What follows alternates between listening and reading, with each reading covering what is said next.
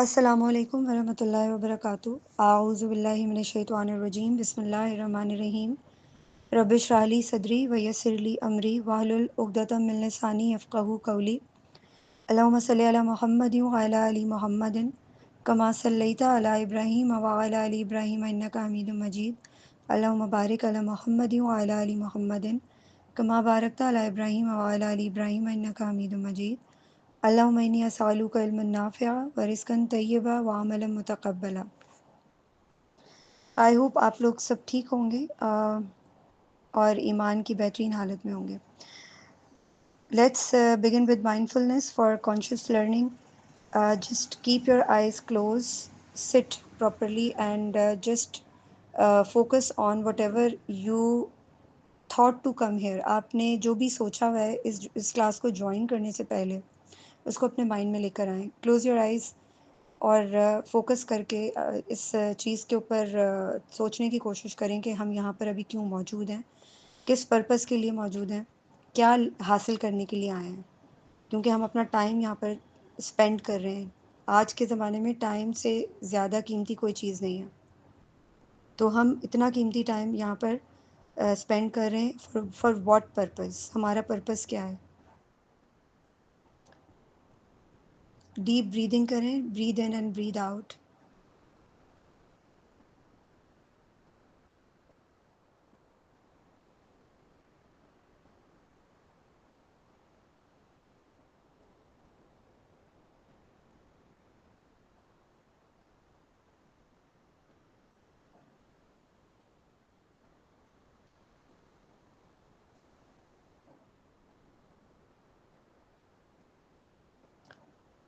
Okay, now let's start. I hope आपने सब ने इस चीज़ को फोकस करने की कोशिश की होगी कि why we are here. Okay, so you all know कि हमारा जो फर्स्ट मॉड्यूल है वो चल रहा है और इसका वीक 2 है आज। और बेसिकली हमारा जो आज का टॉपिक है वो है अंडरस्टैंडिंग अ हेल्दी फैमिली। ठीक है, हमारे मॉड्यूल का नाम जो है बिल्डिंग अ हेल्दी फैमिली सिस्टम है, जिसके अंदर हम डिफरेंट काइंड ऑफ एस्पेक्ट्स जो फैमिली फंक्शन करती है उसके बारे में डिस्कस करेंगे। Understanding a healthy family system.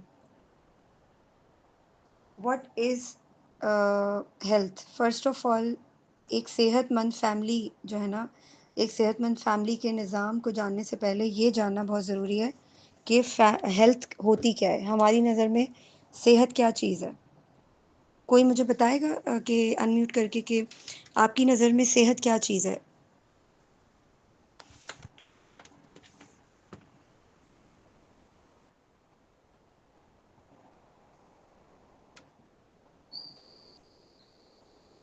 Okay, let me tell you. First of all, the question is how can we define health? ठीक है, देयर आर 3 डेफिनेशंस जो वर्ल्ड हेल्थ ऑर्गेनाइजेशन ने बताई हैं अबाउट हेल्थ, कि हेल्थ होती क्या है। ठीक है, health is the absence of disease. जब हमें कोई बीमारी नहीं होती तो हम कहते हैं हम हेल्दी हैं। ठीक है, ज़िंदगी के जो भी तकाज़े हैं ना, हम इसको इस तरह से भी देख सकते हैं कि ज़िंदगी के जो भी तकाज़े हैं या हमसे जो कुछ भी लाइफ डिमांड करती है, लाइफ की डिमांड को मैं पूरा कर सकूं, उस स्टेट ऑफ बीइंग को हेल्थ कहते हैं या हेल्दी इंडिविजुअल कहते हैं बेसिकली। और दूसरी डेफिनेशन वर्ल्ड हेल्थ ऑर्गेनाइजेशन जो है ना वो ये देती है कि health is absence of disease. ये सबसे बुरी डेफिनेशन है हेल्थ की, कि मुझे कोई बीमारी नहीं है तो मैं हेल्दी हूँ। The third one is that कि मैं अपने अंदर एक बैलेंस को अचीव करना और अपने बाहर की दुनिया के साथ एक बैलेंस मेंटेन करना जानती हूँ। बेसिकली ये उसे हेल्थ कहते हैं, सेहत कहते हैं। यानी अपने अंदर के बैलेंस से क्या मुराद है? इससे मुराद ये कि मेरे अंदर जो कुछ भी हो रहा है वो हालत तवाज़ुन में है, वो हालत ईमान में है और पीस में है, सुकून में है। और मेरे बाहर की जो दुनिया है ना, वो मेरे बाहर की जो दुनिया के मतलब समझें दो बड़े हवाले हैं। एक तो ये है कि सोशल वर्ल्ड और दूसरी है फिज़िकल वर्ल्ड। यानी क्या मैं am I able to maintain a balance within myself, क्या यानी कि मैं जो है इस काबिल हूँ कि मैं उस बैलेंस को मेंटेन कर सकूँ जो मैं मेरे अंदर जो भी चल रहा है, या मैं अपने अंदर के बैलेंस को मेंटेन कर सकूँ। और दूसरी चीज़ क्या है कि मैं उस बैलेंस को इस्टेब्लिश कर सकूँ जो मेरे और मेरी सोशल वर्ल्ड के दरमियान का जो ताल्लुक है, या एक तो ये एस्पेक्ट है, और दूसरा एस्पेक्ट क्या है, या मेरे और फिज़िकल वर्ल्ड के दरमियान का जो ताल्लुक है। और ऐसा इंसान जो है वो इस काबिल हो जाता है कि वो हेल्दी कहलाए। ये बेसिकली वर्ल्ड हेल्थ ऑर्गेनाइजेशन की डेफिनेशन है जो मैं आपको अभी बता रही हूँ, ठीक है। तो बेसिकली ये क्या कहते हैं कि हेल्थ जो है ना, हम यूजुअली हेल्थ के बारे में ये बात करते हैं कि आपने अक्सर देखा होगा कि हम यूजुअली कहते हैं जिस्मानी सेहत जो है ना वही सब कुछ है, ठीक है। हम फिज़िकल जो चीज़ नज़र आ रही होती है ना उसी को हम कहते हैं कि अच्छा या तो तुम बीमार हो या सेहतमंद हो। हम इसी चीज़ को कंसीडर करते हैं कि ये एक हेल्दी जिस्म की ज़मानत है कि आपको कोई बीमारी नहीं है और आप चल फिर सकते हैं, ठीक है। आपके पेट में दर्द नहीं है, आपका दिमाग ठीक है, आप फिज़िकली बिल्कुल हेल्दी और फिट हैं। लेकिन अगर हम सोचें इस बारे में, और अभी आगे भी मैं एक दो चीज़ें और डिस्कस करूँगी जो आज के ज़माने में, आज के दौर में जो डिबेट और डिस्कशन हो रही है सेहत के मुतालिक, उस वो किस एंगल से देखी जा रही है। यानी अगर हम अपनी ज़िंदगियों का मवाजना करें तो 4 तरह की सेहत होती है। एक ईमान की सेहत, एक अखलाक की सेहत, एक ज़हनी या साइकोलॉजिकल सेहत कह सकते हैं आप, और एक फ़िज़िकल सेहत कहलाती है।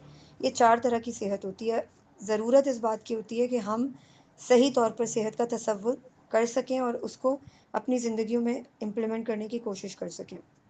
चौथी डेफिनेशन वर्ल्ड हेल्थ ऑर्गेनाइजेशन क्या बताती है कि बंदगी के आला तरीन तकाज़ों को निभाने के लिए मैं अपने वजूद की तमाम तर तवानाइयाँ बहाल रख सकने के काबिल हूँ, या फिर मेरे वजूद की तमाम तवानाइयाँ मुझे बंदगी के आला तरीन तकाज़ों को निभाने के काबिल रखें। ये हेल्थ की एक और डेफिनेशन है। और जब इस सिचुएशन पर हम गौर करते हैं तो हमें पता चलता है कि बीमारी की हालत हो या हमारे ऊपर कितनी ही मुसीबतें आई हों, हमने नमाज नहीं छोड़नी। नमाज में माफ़ी नहीं है, आप बैठ कर नमाज पढ़ें, लेट कर पढ़ें, लेकिन हमने पढ़नी है। हमने बंदगी के तकाज़ों को पूरा करना है। जैसे अ, आप एक कैंसर के पेशेंट को देखें कि कैंसर का पेशेंट जो है उसको कैंसर तो होगा, लेकिन हो सकता है कि वो उस इंसान से ज़्यादा हेल्दी हो जिसको सिर्फ 101 बुखार होगा। अगर इन दोनों इंसानों का मवाजना करेंगे ना हम, तो हमें आइडिया होगा कि किसकी मेंटल हेल्थ, जो कौन मेंटली जो है ना वो सेहतमंद है, कौन मेंटली पीसफुल है, सुकून में है, या अपने अंदर और बाहर के बैलेंस को मेंटेन रखे हुए है। तो इस चीज़ को देखना बहुत ज़रूरी है। और आजकल जो डिस्कशन हो रही है वो इसी बात पे डिबेट चल रही है कि हमें इस एंगल से सेहत को जो है ना हमने देखना शुरू कर दिया है। और आई थिंक यही this is the specific area जिसको जानना बहुत ज़रूरी है कि वो इंसान जो अपने अंदर के बैलेंस को मेंटेन रख सके और बाहर की दुनिया के साथ एक बैलेंस को इस्टेब्लिश कर सके। यानी आप ये कह लें कि एक ऐसा इंसान जो अपनी बंदगी के आला तरीन तकाज़ों को भी पूरा कर रहा है, जो अभी मैंने आपसे डिस्कस किया, और वो सारी चीज़ें कर रहा है, सारे काम कर रहा है, लेकिन फिज़िकली भी वो हेल्दी है, मेंटली भी वो हेल्दी है, और उसको मालूम है कि कुछ भी हो जाए मैंने नमाज नहीं छोड़नी। मैंने अपनी सेहत को ठीक रखना है। वो सेहत जिस्मानी भी है, अखलाकी भी है, ईमानी भी है, और फिज़िकल भी है, मेंटल भी है, मेंटल और साइकोलॉजिकल, ठीक है। जब मैं ये चारों मेरी सेहतें ठीक होंगी, तभी मैं इस पोजीशन में होंगी कि मैं बंदगी के तकाजे पूरे कर सकूं, ठीक है। और सेहत को ज़िंदगी का मकसद जो है ना हमने नहीं बनाना है, क्योंकि सेहत हमारी ज़िंदगी का मकसद नहीं है। सेहत के हमारी जो ज़िंदगी है ना, ज़िंदगी के मकसद को अचीव करने के लिए अल्लाह ताला ने हमें सेहत को ठीक करने का हुक्म दिया। यानी हमने अपनी सेहत का ख्याल रखना है, लेकिन उसको अपनी ज़िंदगी का मकसद नहीं बनाना, बल्कि अपनी ज़िंदगी के रियल मकसद को अचीव करने के लिए अपनी सेहत का ख्याल रखना है। तो ये बड़ी क्रिटिकल चीज़ें हैं जिनके बारे में सोचना बहुत ज़रूरी है कि हम सेहत के बारे में क्या सोचते हैं, हमारी क्या सोच है। और अगर हम इस चीज़ को फिगर आउट कर लें तो हम ये जान सकेंगे कि हमारी ज़िंदगी का मकसद क्या है और हमने सेहत को किस एंगल से देखना है। ठीक है, तो जब हम सेहत के बारे में जानेंगे तभी हमें आइडिया होगा कि how to understand a healthy family system. Healthy family system क्या होता है? हेल्दी फैमिली सिस्टम एक ऐसी फैमिली कि आप ये कह लें कि जैसे हम किसी भी फैमिली को एक छोटा सा मुल्क कंसीडर कर सकते हैं। एक ऐसा मुल्क जहाँ पे तहज़ीब होती है, जहाँ पे उसूल होते हैं, जहाँ पे लीडर्स होते हैं और शहरी होते हैं, सिटीजन्स होते हैं। जहाँ का सिस्टम अगर वीक होगा तो वो कोलैप्स कर जाएगा, वो कंट्री कोलैप्स कर जाएगा, यानी तबाह हो जाएगा। और अगर उसका सिस्टम स्ट्रॉन्ग होगा तो वहाँ पे हर कोई स्ट्रगल करेगा, हर कोई एक दूसरे के साथ सपोर्ट करेगा और फैमिली सिस्टम स्ट्रॉन्ग हो जाएगा लाइक अ कंट्री। तो इट्स जस्ट हम इसको इसी तरीके से फिगर आउट करेंगे कि जैसे एक मुल्क के अंदर सारे निज़ाम ठीक से चल रहे होते हैं तो हर चीज़ में ताकत होती है, एक दूसरे से हर कोई जुड़ा होता है, बॉन्डिंग होती है और वो तरक्की करती है। जो कंट्री होती है वो तरक्की करता है, उसकी ग्रोथ होती है। लाइकवाइज हमारी फैमिली सिस्टम भी इसी तरीके से होता है कि हमने उसके बारे में सोचना होता है और चीज़ों को और प्रॉब्लम्स को डिस्कवर करना होता है। इसी तरह इसके अंदर अगर हम core elements of healthy family system देखें तो हमारे पास शेयर्ड वैल्यूज़ होती हैं। अब ये शेयर्ड वैल्यूज़ क्या होती हैं कि ऐसी वैल्यूज़ जो हमने अपने फैमिली सिस्टम के अंदर एम्बोस्ड करनी है। वो कैसे एम्बोस्ड होती हैं? हमारा बच्चा जब बच्चा किसी भी फैमिली के अंदर बच्चा क्या कितने जो भी फैमिली मेम्बर्स होते हैं, जितने भी फैमिली मेम्बर्स होते हैं वो अपनी फैमिली वैल्यूज़ को शेयर करते हैं और वो ऐसी वैल्यूज़ होती हैं जिन पे फैमिली का हर हर बंदा यानी एवरी सिंगल मेंबर जो है वो बाउंड होता है टू इम्प्लीमेंटेशन। यानी उस वैल्यू को वो वैल्यू बेसिकली उस फैमिली का एक रिचुअल बन जाती है और उसके ऊपर सब ने अमल करना होता है, सब ने उसको फॉलो करना होता है। लाइक फॉर इंस्टेंस हम कहते हैं कि ऑलवेज स्पीक द ट्रुथ, यानी हमेशा सच बोलना चाहिए, चाहे इसके लिए बड़ी से बड़ी मुसीबत ही क्यों ना आपके गले पड़ जाए। कभी झूठ नहीं बोलना। तो ये हमने अपनी फैमिली के अंदर स्टैब्लिश कर दी एक ऐसी वैल्यू जो हमारी फैमिली में हमारा जो बच्चा है जब वो घर में देख रहा है कि एक वैल्यू स्टैब्लिश हुई हुई है, वो ऑटोमेटिकली उसको अपनी ज़िंदगी में रेप्लिकेट करने की कोशिश करेगा, उसको ऑब्ज़र्व करेगा और उसको अपनी ज़िंदगी का हिस्सा बनाएगा।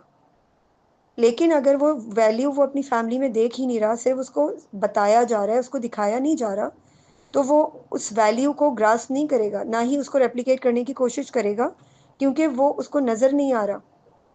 अगर मैं अपने बच्चे से कहती हूँ कि झूठ नहीं बोलना, लेकिन वो कहीं न कहीं घर में किसी न किसी फ़र्द को झूठ बोलते हुए देख लेता है, तो क्या होता है? कॉल और फ़ेल में तज़ाद। यानी बच्चा जो है उसका एक माइंडसेट बन जाता है कि मैंने कहना कुछ है, करना कुछ है। ये आप उसको अपने बिहेवियर से लेसन दे रहे हैं कि इस तरह से आपने ज़िंदगी गुज़ारनी है। तो मैंने इस चीज़ को मेक श्योर करना है कि मैं जो कह रही हूँ या हमने इस घर की जो भी वैल्यूज़ एस्टेब्लिश की हैं, उन पे दुनिया इधर से उधर हो जाए, हमारी वैल्यूज़ जो है ना शैटर्ड ना हो, हमारी वैल्यूज़ में कोई लीनियंसी ना आए। इसी तरह कॉमन गोल्स होते हैं। कॉमन गोल्स क्या होते हैं? जिसमें हम मुख्तलिफ अपनी ग्रोथ के लिए, अपनी फैमिली की ग्रोथ के लिए विजनरी होकर सोचते हैं। लाइक फॉर इंस्टेंस हम सोचें कि हमने जो है ना वो अ, अपने बच्चों को चैरिटी के ऊपर रेस करना है, ठीक है? या हमारे बच्चों को कोई चीज़ चाहिए, तो हमने एक गोल जो है ना वो मेंटेन करना है कि ठीक है, if you want to buy this, अगर आपको ये ख़रीदना है तो हमने जो है वो क्या करने, हमने पैसे कलेक्ट करने ऑल टुगेदर। बच्चा जो है वो उसको पॉकेट मनी दे और उसकी एक हैबिट जो है ना डेवलप होगी इस तरह, वो गोल जो है ना अपनी ज़िंदगी के गोल बनाना शुरू करेगा, अचीवेबल गोल्स के मैंने ये चीज़ लेनी है, मैंने ये वाली बुक ख़रीदनी है नेक्स्ट मंथ, तो मैं अपनी पॉकेट मनी को जमा करूँगा,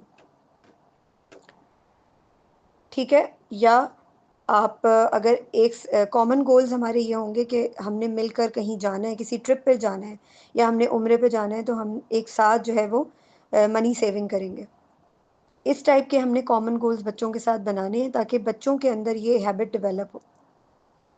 boundaries respecting space and roles. Boundaries क्या होती हैं कि कोई मेरी ये वाली मेरी जो नोटबुक है कोई यूज़ ना करे।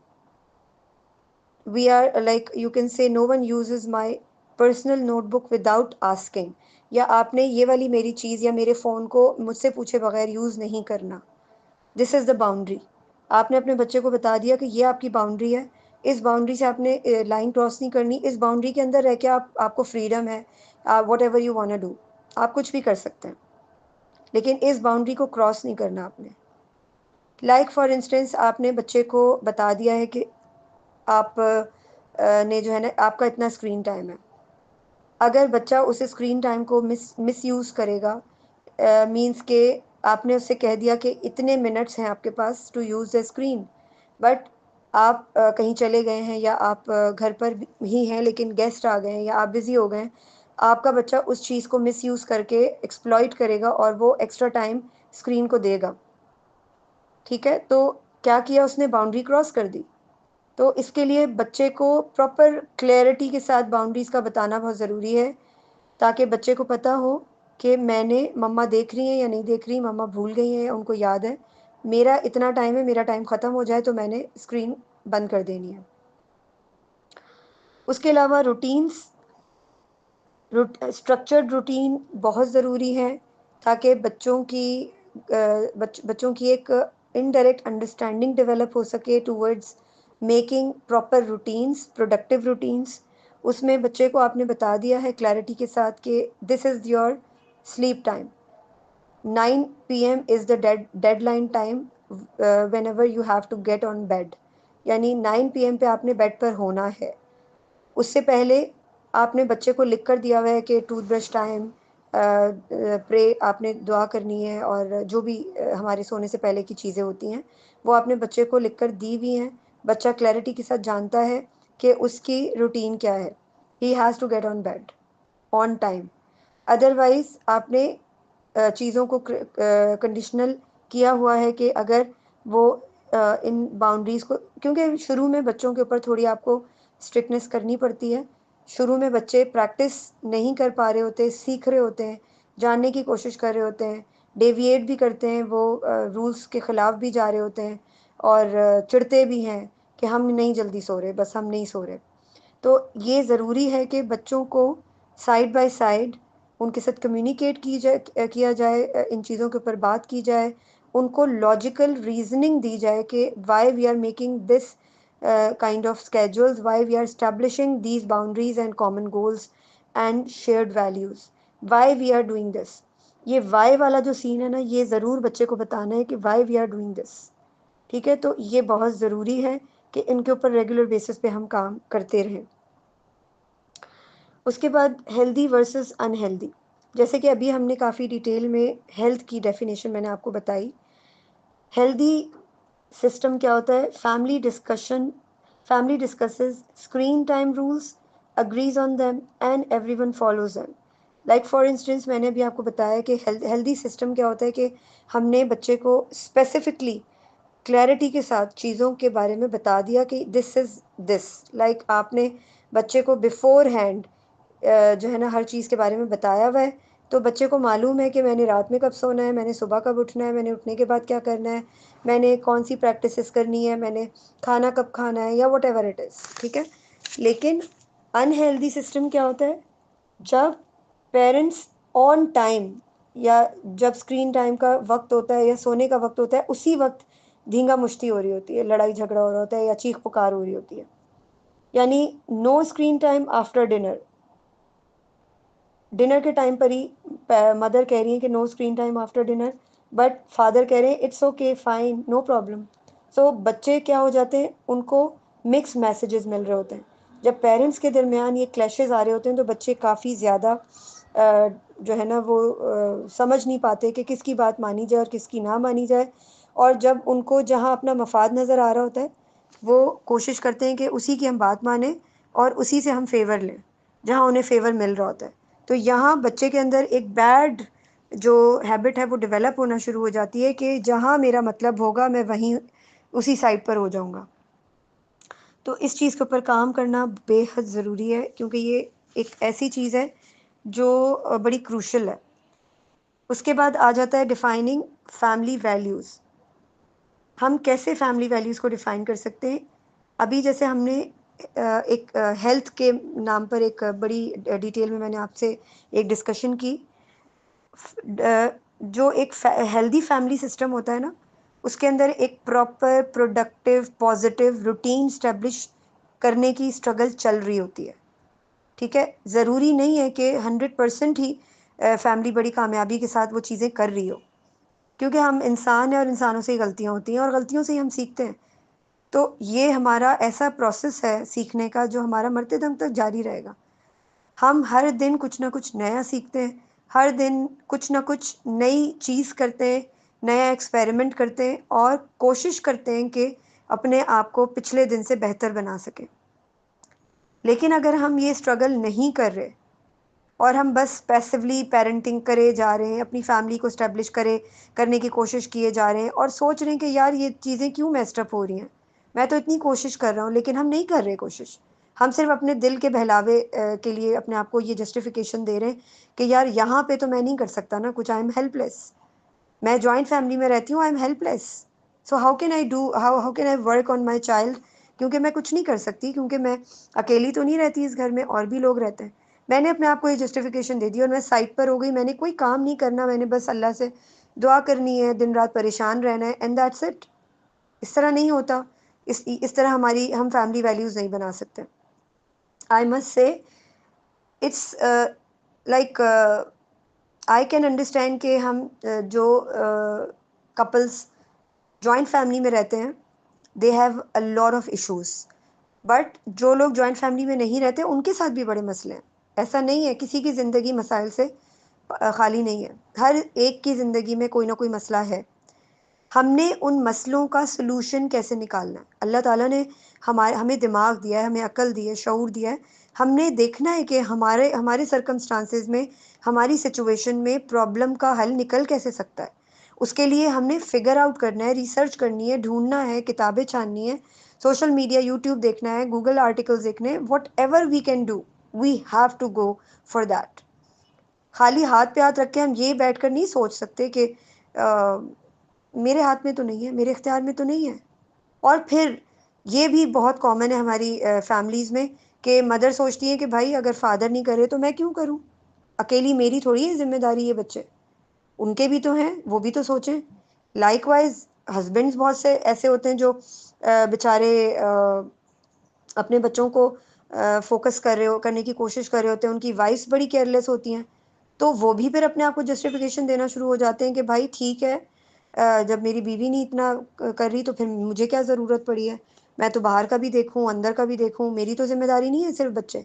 यानी बच्चे बीच में फँस जाते हैं और मियाँ शौहर जो है वो बीवी के ऊपर, बीवी शौहर के ऊपर, एक-दूसरे के ऊपर डालकर बरी-ओ-ज़िम्मा हो जाते हैं। मगर आई मस्ट से हमने हम अपने-अपने अमल के खुद जवाबदेह हैं। अगर शौहर सपोर्ट नहीं कर रहा, बीवी को चाहिए कि वो जो कर सकती है उसको करना पड़ेगा बीइंग अ मदर। वो अपने आप को जस्टिफ़िकेशन देके बरी-ओ-ज़िम्मा नहीं कर सकती, ना छुड़वा सकती है अपने आप को अल्लाह ताला की पनिश से कि अल्लाह मियाँ मैंने तो कोशिश की थी, लेकिन मैं अकेली तो नहीं थी, आपको पता है। घर में और भी लोग थे, मैं कैसे अपने बच्चे को बुराइयों से बचाती? मैंने बचाना है उसको, ये याद रखिएगा। मेरी ज़िम्मेदारी है बीइंग अ मदर। अगर बच्चे के फादर नहीं सपोर्ट करते, नहीं कोऑपरेट करते, we are not supposed to do a justification कि मैं जो है वो बरी-ज़िम्मा हो जाऊँगी, मैं सिर्फ़ अकाउंटेबल नहीं हूँ। जितना मेरे हिस्से का काम है वो मुझे करना है, हर सूरत में, क्योंकि मुझे अपने हिस्से के काम का जवाब अल्लाह को देना है। तो ये बिल्कुल भी सोचना, अगर आप सोचते भी हैं तो इसको निकाल दें दिमाग से कि अगर बच्चे के फादर उसको टाइम नहीं दे रहे, आपके साथ सपोर्ट नहीं कर रहे, आपको सपोर्ट नहीं कर रहे, आपके साथ कोऑपरेट नहीं कर रहे, आप उनको उनके हाल पे छोड़ दें, क्योंकि वो अपने अमल के खुद जवाबदेह हैं। कोशिश करें अपनी तरफ से अगर वो समझ सकते हैं, लेकिन आप अपने हिस्से का काम करना नहीं छोड़ सकती।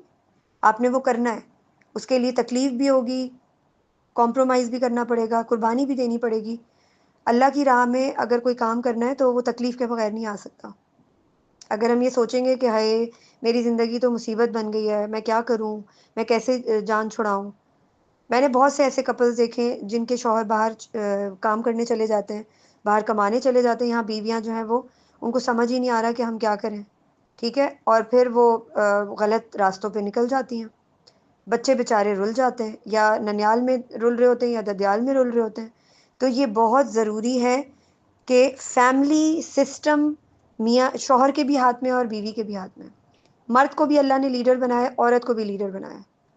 आप ये समझ लें कि आपकी छोटी सी एक राजधानी है, छोटा सा मुल्क है, छोटा सा शहर है, जिसके अंदर तहजीब भी आप ही ने लेकर आनी है, अखलाकियात भी आप ही ने लेकर आनी है, ईमानियात भी आप ही ने लेकर आनी है, अपने बच्चे की मेंटल और फिज़िकल हेल्थ के भी आप ही ज़िम्मेदार हैं। तो आप सोचें कि एक नन्ही सी जान को आपने मुसीबत में डाला हुआ है, अगर आप उसके साथ मुखलिस नहीं हैं, डेडिकेशन और ऑनेस्टी आपके अंदर सिफ़र है, तो ये बहुत ज़रूरी है कि इस मामले की नज़ाकत को समझा जाए। डिफ़ाइन फैमिली वैल्यूज़ हम कैसे डिफ़ाइन करेंगे जब हम फैमिली सिस्टम एक हेल्दी फैमिली सिस्टम हमारा बन चुका हुआ है, तो उसके अंदर हमने अपनी वैल्यूज़ को क्लैरिटी के साथ फर्स्टली खुद को डिफ़ाइन करना है कि मेरे नज़दीक फैमिली वैल्यूज़ क्या हैं, मेरे बिलीव्स क्या हैं, मेरी प्रायोरिटीज़ क्या हैं, मैं किन प्रिंसिपल्स को फॉलो करती हूँ, किन प्रिंसिपल्स को गाइड करके मैं अपने डिसीजंस लेती हूँ, या मैं ज़िंदगी में डिसीजन मेकिंग करती हूँ, या मेरा बिहेवियर मेरे बच्चों के लिए क्या मैसेज कन्वे कर रहा है, मेरे बच्चों के अंदर क्या एट्रीब्यूट्स आउटसोर्स हो रहे हैं मेरे बिहेवियर को देखकर, मेरे बच्चे मुझे एज अ रोल मॉडल देख रहे हैं तो वो क्या सीख रहे हैं, मेरी रिलेशनशिप बॉन्डिंग मेरी पूरी फैमिली के साथ कैसी है, मेरे बच्चों के साथ मेरी रिलेशनशिप बॉन्डिंग कैसी है, मेरे स्पाउस के साथ कैसी है, मेरे इन लॉज के साथ, मेरे ननियाल के साथ, और जितने भी लोग हैं, मेरे फ्रेंड्स, मेरी नेबर्स, ऑल ऑफ दैम। तो ये बहुत ज़रूरी है कि अपने अंदर झांक कर निकालें उन फैमिली वैल्यूज़ को जो आप जिस तरह की फैमिली स्ट्रक्चर में रहकर आई हैं, ज़रूरी नहीं है कि वो अल्लाह के उसूलों के मुताबिक हो। अब अगर आपको पता चल गया है कि अल्लाह के उसूलों के ख़िलाफ़ था वो इस फैमिली सिस्टम जिसमें आपका ब्रॉट अप हुआ है, तो अब अगर आपको ये बात पता चल गई है, इसके बावजूद आप अपने फैमिली वैल्यूज़ को अल्लाह के उसूलों के मुताबिक गुजारने की कोशिश नहीं करेंगी, तो आपकी पकड़ होगी। उसके लिए आपने अपने अंदर के जो रिजिड पौधे हैं, जो फैमिली वैल्यूज़ के नाम पर अंदर आपके बो चुके हैं सख्ती के साथ, उनको तोड़ना पड़ेगा, निकालना पड़ेगा, अपनी तरबियत के ऊपर काम करना पड़ेगा, अपने बिहेवियर इश्यूज़ को रिज़ॉल्व करने की कोशिश करनी पड़ेगी। उनमें सबसे बड़ा बिहेवियर हमारा होता है हमारा गुस्सा। हम अपनी इमोशंस को रेगुलेट नहीं कर पाते। तो अपने गुस्से को, अपनी नेगेटिव थॉट्स को, अपने नेगेटिव इमोशंस को अपनी ताकत बनाएं, उनको अपनी कमज़ोरी ना बनाएं। उसको ताकत बनाने के लिए आपने अपना तज़किया 24/7 करना है। तज़किये का जो प्रोसेस है वो 24/7 होना चाहिए, और वो होता है, वो ज़रूरी है करना। और वो कैसे होगा? वो ऐसे होगा कि अपनी ज़िंदगी में सिर्फ़ एक बात अपने ज़हन में रखें बस। मैं वॉक कर रही हूँ, मेरा उठता हुआ एक-एक कदम अल्लाह अल्लाह ताला इसके बारे में क्या सोचते हैं? अल्लाह की क्या रज़ा है? मैंने अपनी ज़िंदगी में कोई भी डिसीजन लिया, मैंने अपने मुँह से मेरे मुँह से एक लफ्ज़ भी निकला, अल्लाह ताला क्या सोचते हैं? अल्लाह ताला की क्या रज़ा है इसमें? क्या वो खुश हैं? क्या वो नाराज़ हैं? गॉड कॉन्शियस होना बहुत ज़रूरी है। अगर मैं गॉड कॉन्शियस नहीं हूँ और मैं अपने बच्चे को गॉड कॉन्शियस बनाना चाहती हूँ, तो वो कभी भी नहीं बन सकता। तो मुझे अपने आप को पहले फैमिली वैल्यूज़ इस्टेब्लिश करने के लिए अपनी फैमिली सिस्टम में अपने आप को प्रिपेयर करना पड़ेगा, तभी मैं उस फैमिली सिस्टम के अंदर अपनी फैमिली वैल्यूज़ को इस्टेब्लिश करके अपने बच्चे को ये कन्वे कर सकूँगी डायरेक्टली एंड इनडायरेक्टली, के हमारी फैमिली वैल्यूज़ ये हैं, you have to follow these family values. Like for instance, faith, spirituality. What is faith or spirituality?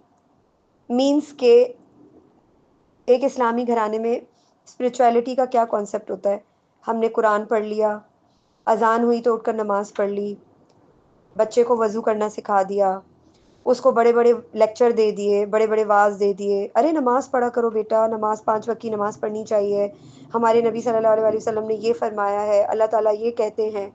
बच्चे को नहीं समझ आ रही कि आप क्या कह रहे हैं, बच्चे को नज़र आ रहा है कि आप क्या कर रहे हैं। आप कह रहे हैं कि अल्लाह ताला कहते हैं, अल्लाह ताला फरमाते हैं कि हमने अपने नेबर्स का ख्याल रखना है, अपने नौकरों का ख्याल रखना है, या लोगों के साथ अच्छे से पेश आना है। आपका बच्चा देख रहा है कि मेरी मम्मा तो आंटी पे चीखती हैं जो काम करने आती हैं, कोई चीज़ टूट जाए तो मेरी मम्मा उनकी आधी तनख्वाह काट लेती हैं, मेरी मम्मा की जो फेवरेट नेबर हैं उनसे मम्मा बड़ी फ्रैंक हैं, मेरी मम्मा की जो नेबर पसंद नहीं है उनसे वो बात भी नहीं करती, सलाम तो दूर की बात है। मेरी मम्मा को दादी अच्छी नहीं लगती तो वो दादी से बात तमीज़ से नहीं करती, वो उनकी बुराई गीबत करती हैं। मेरी मम्मा को नानो अच्छी लगती हैं तो वो नानो से बहुत प्यार से बात करती हैं। मेरी मम्मा एक एक चीज़, आपका बच्चा एक एक चीज़, आपके वर्बल क्यूज़, आपके फेस के एक्सप्रेशंस, आपके वर्ड्स, आपकी body language, each and every single thing आपका बच्चा नोटिस करता है और उसको रेप्लिकेट करता है। मज़े की बात ये है कि वो उसको एज इट इज़ रेप्लिकेट करता है क्योंकि आप उसको ये कन्वे कर रही हैं indirectly, this is the world, आपको ज़िंदगी गुजारने के लिए ये सब करना पड़ेगा क्योंकि ये ज़रूरी है। आप ये बच्चे को सिखा रही हैं इनडायरेक्टली, ये this is the learning process of your child, this is your child's transformation. ये ऐसी ट्रांसफॉर्मेशन है जो आपके बच्चे के पर्सनालिटी को डेवेस्टेटेडली तबाह कर देगी।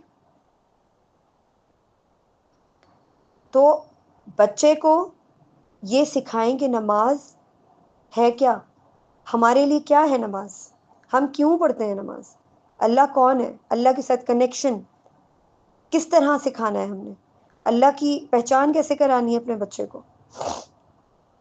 अगर मैं अपने बच्चे से कहूँगी नमाज पढ़ लिया करो वरना तुम्हारा स्क्रीन टाइम नहीं होगा, आपका बच्चा नमाज पढ़ेगा? मैं नियत करता हूँ इस नमाज की वास्ते अम्मी के या वास्ते अब्बू के, ला हौल वला कुव्वत, वास्ते अल्लाह ताला के नहीं, क्योंकि वो गॉड कॉन्शियस नहीं है, वो मम्मा कॉन्शियस है या बाबा कॉन्शियस है कि उनको दिखाने के लिए मैंने नमाज पढ़नी है।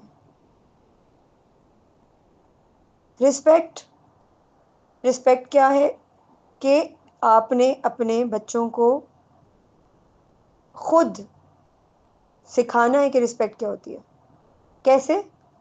बच्चों को रिस्पेक्ट देकर, उनसे एहतराम के साथ बात करके, तमीज़ के साथ बात करके, इज़्ज़त देकर, एक्सक्यूज़ करके। हमने कोई भी एटिकेट्स बच्चों को सिखाने तो वो हमें खुद अपने ऊपर अप्लाई करने।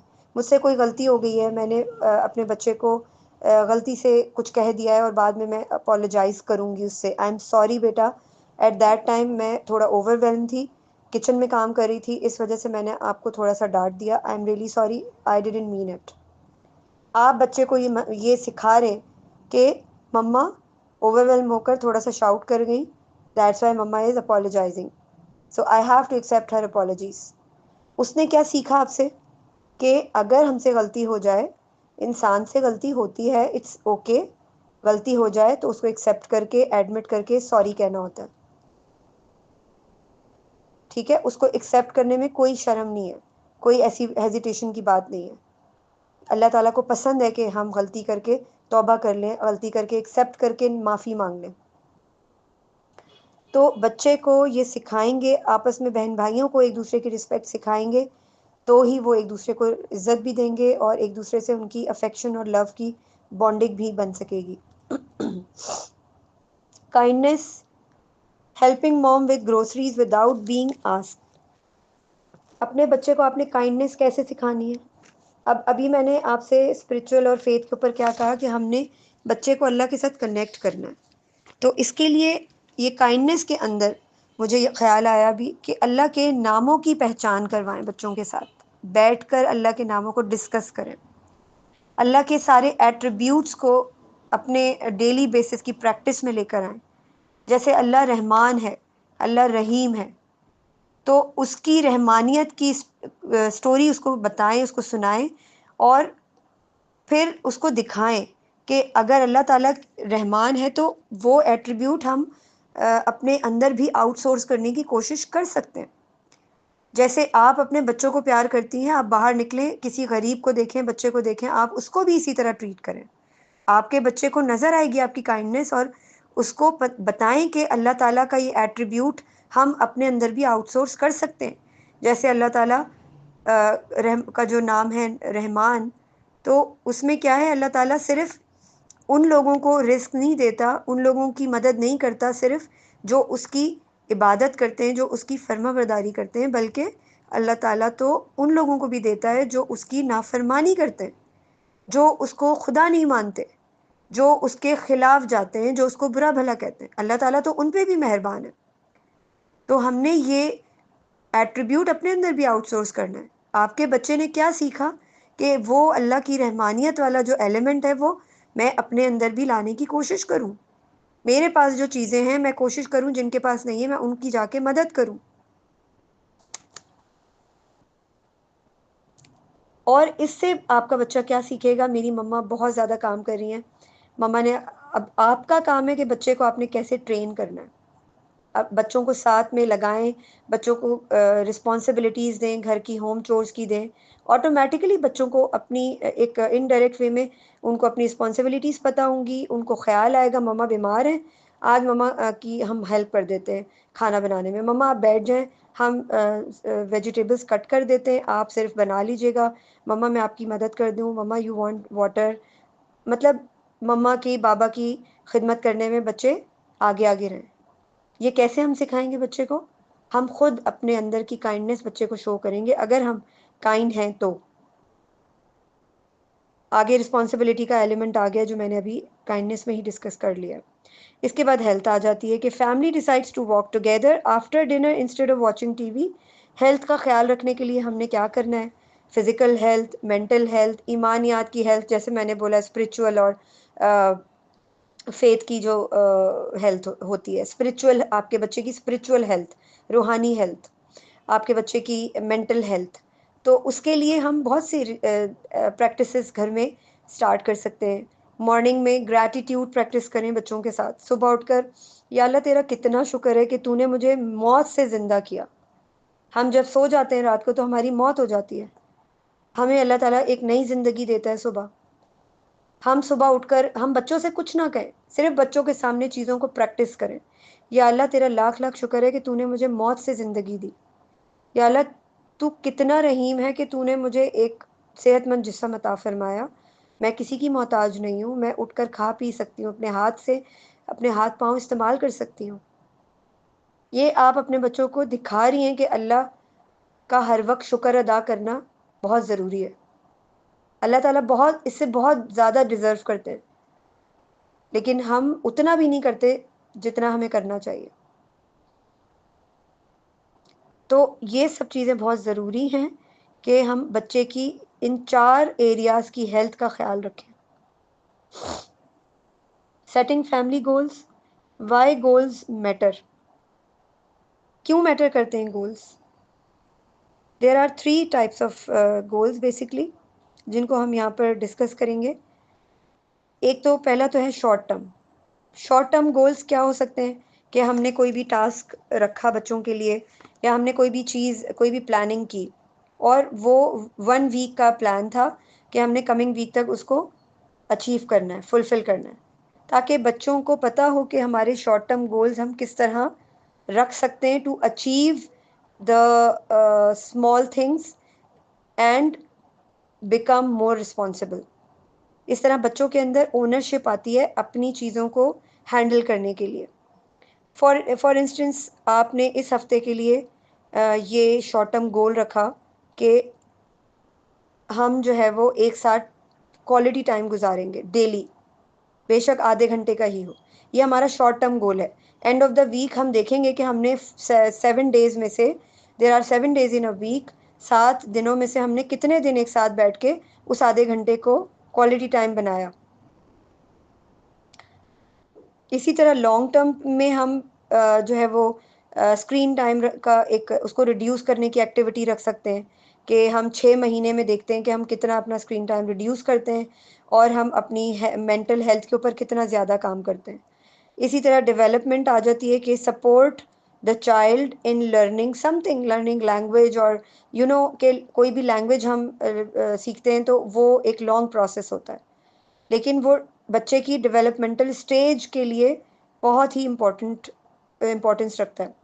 तो बच्चे की कैरेक्टर बिल्डिंग, बच्चे की growth in terms of getting different kind of life skills और लैंग्वेज टास्क, बच्चे को लैंग्वेज में ग्रो करना है, तो इस तरह की डेवलपमेंटल काइंड ऑफ जो प्रोसेस है वो हमारे फैमिली गोल्स में शामिल होते हैं और हम वो रख कर काफ़ी उसको ना उससे फैसिलिटेट हो सकते हैं।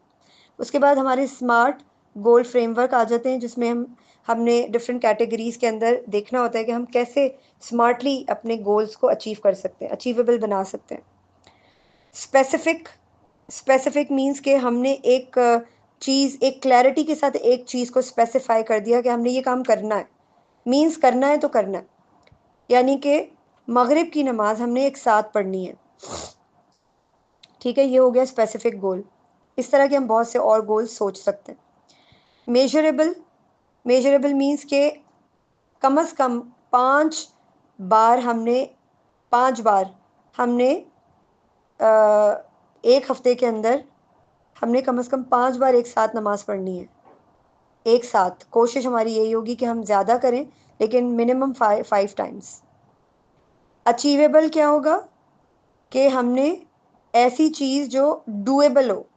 हम बड़े बड़े टारगेट रख लेते हैं लेकिन वो डूएबल नहीं होते, ह्यूमनली पॉसिबल नहीं होते, और हम फिर वो ज़ाहिर है वो अचीवेबल नहीं होते तो वो पूरे भी नहीं हो सकते। और जब वो पूरे नहीं होते तो बच्चों के ऊपर गलत असर पड़ता है कि भाई ठीक है, टारगेट बनाते जाओ, गोल्स बनाते जाओ, प्लान करते जाओ और फिर तोड़ते जाओ। बच्चे फिर ये सीखते हैं, फिर उनको ये कोई नहीं सिखा सकता कि गोल्स अगर हमने एक दफ़ा बना लिए तो हमने उसको अचीव करना ही करना है। ठीक है, तो हमने डूएबल एक्शंस, डूएबल चीज़ों को, अचीवेबल चीज़ों को जो है ना मैनेज करने की कोशिश करनी है और प्लान करने की कोशिश करनी है। लाइक फॉर इंस्टेंस हमने इवनिंग स्केड्यूल जो बनाया हुआ, रात का सोने का टाइम, सुबह उठने का टाइम, वो अचीवेबल है। वो हमने बच्चे को बता दिया, दिस इज़ इट, ये टाइम है, इस टाइम पे हमने सोना ही सोना है। Relevant mean supports spiritual growth, यानी हमारे अंदर स्पिरिचुअल ग्रोथ कितनी हो रही है इसको हमने फिक्स करना है। और टाइम बाउंड, यानी नेक्स्ट 2 मंथ्स में हमारी जो ये चीज़ें हैं, या मैंने कोई भी प्लान रखा है, जैसे स्पिरिचुअल ग्रोथ का प्लान है कि हम लोगों ने स्पिरिचुअल ग्रोथ करनी है और इसमें एक दूसरे को सपोर्ट करना है, तो ये फॉर कमिंग नेक्स्ट 2 मंथ्स हम देखेंगे कि हम इसमें कितना ग्रो करते हैं, हम इसको कितनी कंसिस्टेंसी के साथ जो है वो प्रैक्टिस करते हैं, ये बहुत ज़रूरी है। उसके बाद आ जाता है setting healthy boundaries, limit that protect limits that protect emotional, mental and physical well-being। तो इसमें क्या होता है कि हमने जो है ना अपने बच्चे की इमोशनल, मेंटल और फिजिकल वेल-बीइंग का ख्याल रखना है, ठीक है, लेकिन उन चीज़ों का ख्याल रखने के लिए कुछ लिमिट्स और बाउंड्रीज का होना बहुत ज़रूरी है। वो हेल्दी बाउंड्रीज, ऐसी बाउंड्रीज नहीं जो बच्चे को डैमेज करें, हेल्दी बाउंड्रीज जिन पे पहले से कम्युनिकेशन हो चुकी हुई हो, कि बच्चे को इमोशनली पता हो कि मैंने ये काम नहीं करना और मैंने ये काम करना है इस लिमिट के अंदर रहकर। तो जब हम पहले से लिमिट्स बच्चे को स्पेसिफाई कर देते हैं तो बच्चा टेंट्रम थ्रो नहीं करता। जैसे मार्केट जाने से पहले हमने बच्चे को वीकेंड के ऊपर हम डिसाइड कर लेते हैं, या हमने बच्चों के साथ एक बैठकर हेल्दी कम्युनिकेशन की हुई है कि हम 1 इन अ मंथ मार्केट जाते हैं, डिपार्टमेंटल स्टोर जाते हैं, वहाँ पे जाने से पहले हम एक ग्रोसरी की लिस्ट बनाते हैं। उस लिस्ट में कोई एक्स्ट्रा चीज़ हम नहीं उठा सकते डिपार्टमेंटल स्टोर जाके। तो अब बच्चे को वहाँ खड़े होकर कुछ भी चाहिए तो उसकी हिम्मत नहीं होगी कि वो उठाए, और अगर वो उठा भी लेगा तो उसको पता होगा कि मेरी नहीं सुनी जाएगी। और हो सकता है वो शुरू शुरू में प्रैक्टिस में वो टेंट्रम भी थ्रो करे, मगर 1 या 2 प्रैक्टिसेस के बाद वो अंडरस्टैंड कर लेगा, एक्सेप्ट भी कर लेगा। उसका कितना ही दिल ललचा रहा हो, उसको पता होगा कि ये मेरी बाउंड्री है, ये लिमिट है। मम्मा ने ग्रोसरी में मेरी पसंद की 1-2 चीज़ें लिख ली थी, अब यहाँ आके मैं तीसरी चीज़ की फरमाइश नहीं कर सकता। This is the clear set boundary जो बच्चे को पहले से मालूम है। बच्चे को पता है कि गेस्ट आए या ना आए, मैंने तमीज़ से रहना है घर में। ऐसा नहीं है कि मेहमान आएंगे तो मैं प्रिटेंड करूँगा। मैंने जो है वो, ये मेरे एटिकेट्स हैं, मेरी एथिकल और मॉरल वैल्यूज़ हैं हमारी फैमिली में, ये जो इस्टेब्लिश हुई हुई हैं, मैंने इसको फॉलो करना। अब मेहमान आए या ना आए, मुझे एक्स्ट्रा अलग से कोई गाइडेंस बच्चे को नहीं दी जा रही, क्योंकि इससे क्या होता है, बच्चे के जहन में आता है अच्छा मेहमान आए हैं तो मैंने तमीज़ से रहना है, वरना मैं कुछ भी कर सकता हूँ घर में। मैं सोफ़ों के ऊपर उछल भी सकता हूँ, जूतों समेत भी चढ़ सकता हूँ, बदतमीज़ी भी कर सकता हूँ। तो ये क्लियर बाउंड्रीज़ हमने सेट करनी है बीइंग अ पेरेंट। उसमें फिर टाइप्स ऑफ फैमिली बाउंड्रीज़ क्या हैं? Personal space, tech use, emotional boundaries. Personal space में क्या आ जाता है कि घर के अंदर ये हैबिट इस्टेब्लिश हुई हुई है, वैल्यू इस्टेब्लिश हुई हुई है कि before entering in someone's room you have to knock the door. दरवाज़ा बजा कर आपने परमिशन लेनी है, then you can enter inside the room. This is the established value in your family system. तो आपके बच्चे को मालूम है कि पर्सनल स्पेस क्या होती है। एक बच्चा है या मदर या फादर हैं, उनको गुस्सा आ रहा है, बच्चे को मालूम है कि अभी मामा गुस्से में, she needs some space. Even though कि मैं बात करना चाहता हूँ, मैं अपनी कोई प्रॉब्लम शेयर करना चाहता हूँ, but mamma is not in that kind of state कि वो अभी मुझसे बात करें, she needs some space. Likewise अगर आपस में बहन भाई हैं, उनको आपके बिहेवियर से, सेट बाउंड्री से पता चल गया है। तो अगर बहन भाइयों में भी एक बच्चा गुस्से में है, एंग्री मोड में है, आप उसका उसका बहन भाई कोई उससे पूछ रहा है कुछ लेकिन वो जवाब नहीं दे रहा, तो उसको ये अंडरस्टैंड करना है कि ही नीड सम स्पेस, या एक दूसरे की चीज़ें इस्तेमाल करने के लिए या एक दूसरे के कमरे में जाने के लिए they have to give them, they have to understand कि उनकी प्राइवेसी ब्रीच ना हो। आपने ये वैल्यू स्टैब्लिश की अपने घर में कि बच्चे ने अपने बहन भाइयों की नोटबुक या डायरी या फ़ोन विदाउट परमिशन नहीं उठाना या ना नहीं टच करना, क्योंकि सबकी अपनी एक प्राइवेसी है। Technology use, phones kept in the living room at night. बच्चों अपने घर का एक आपने एक पैटर्न बनाया हुआ है कि रात में सोने के लिए सब अपने अपने कमरों में जा रहे हैं, तो आपने फ़ोन सबने अपने अपने बाहर रखने, अगर फ़ोन्स आपने बच्चों को दिए हुए। अव्वल तो बहुत जल्दी बच्चों को फ़ोन देना भी ठीक नहीं है। इमोशनल बाउंड्रीज़ क्या हैं कि अगर हम कुछ भी शेयर करेंगे आपस में, तो हमने एक दूसरे का मजाक नहीं उड़ाना, क्रिटिसाइज़ नहीं करना, मॉकरी नहीं करना, किसी की टांग नहीं खींचना, रिकॉर्ड नहीं लगाना। अभी आज के ज़माने में हम देखते हैं कि फैमिलीज़ के अंदर ये बहुत बहुत कॉमन चीज़ हो चुकी है कि छोटी-छोटी बातों पे ओ हो सबका मज़ाक उड़ाना शुरू, मॉकरी शुरू।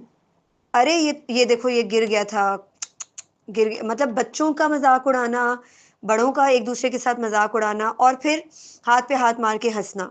इसको हम क्या कहते हैं? हम कहते हैं ये तो हम तो मज़ाक कर रहे हैं। मज़ाक करने में और मज़ाक उड़ाने में ज़मीन आसमान का फ़र्क होता है, और हम मौकरी कर रहे होते हैं बाकायदा। अगर हमारे बीइंग अ पेरेंट हमारा ये पैटर्न होगा तो हमारे बच्चे भी यही सीखेंगे।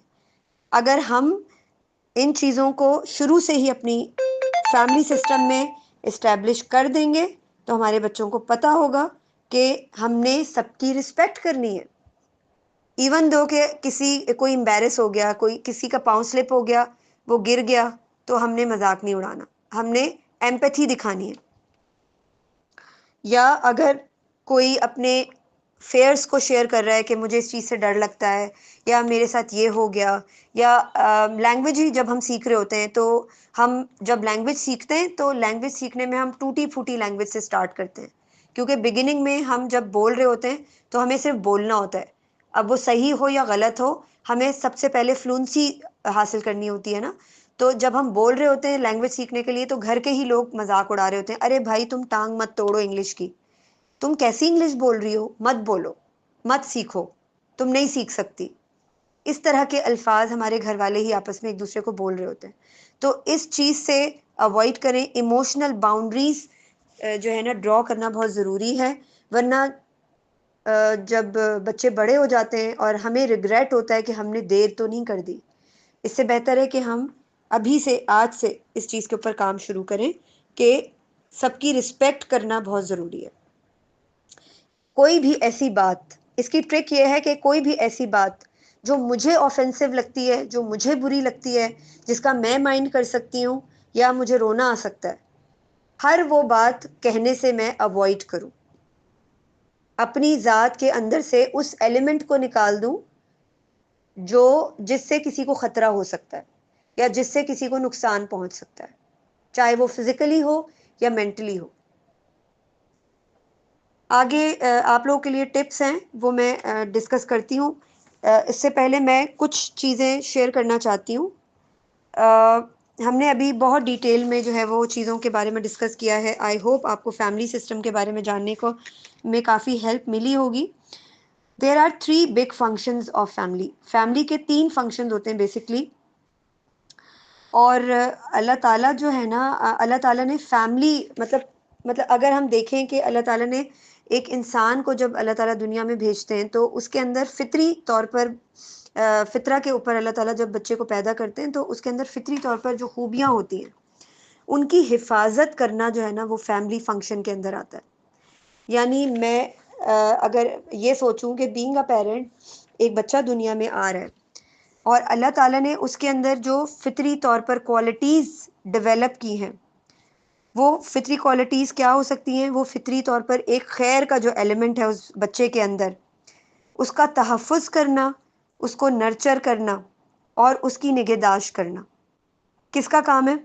फैमिली का, as a model, as a mechanism, as a एक प्लेटफ़ॉर्म के तौर पर और एक इंस्टीट्यूशन के तौर पर। ये फैमिली ही है जो ऐसी अरेंजमेंट्स करती है जिससे ये मुमकिन हो पाता है कि बच्चे की जो बच्चे के अंदर फितरी तौर पर खैर का जो एलिमेंट है उसकी हिफाजत की जाए, उसका तहफ़्फ़ुज़ किया जाए और उस खैर के एलिमेंट को नर्चर करने के बाद उसके अंदर ऐसे एट्रीब्यूट्स को आउटसोर्स करने की कोशिश की जाए जो माशरे के लिए, उसकी ईमानियात के लिए और उसकी दुनिया और आखिरत के लिए उसको उसकी ज़िंदगी को संवार दे। इसी तरह बहुत सारी चीज़ों में बुराई भी आ जाती है। यानी अगर बच्चा उस खैर के एलिमेंट से डेविएट कर रहा है, यानी आप देखें कि वो कुछ बुरा कर रहा है या कुछ बुरा सोच रहा है, इसका मतलब है कि उसकी बेसिक नीड्स जो है ना उनकी केयर नहीं हो रही उसकी फैमिली में। फैमिली जो है ना वो डिसफंक्शनिंग में चल रही है। आप देखें कि अल्लाह ताला ने इंसान की फितरत में रहम रखा है, ठीक है, लेकिन अगर कोई शख्स, हम में से कोई भी ऐसा नहीं है जिसने ऐसे लोगों के बारे में ना सुना हो।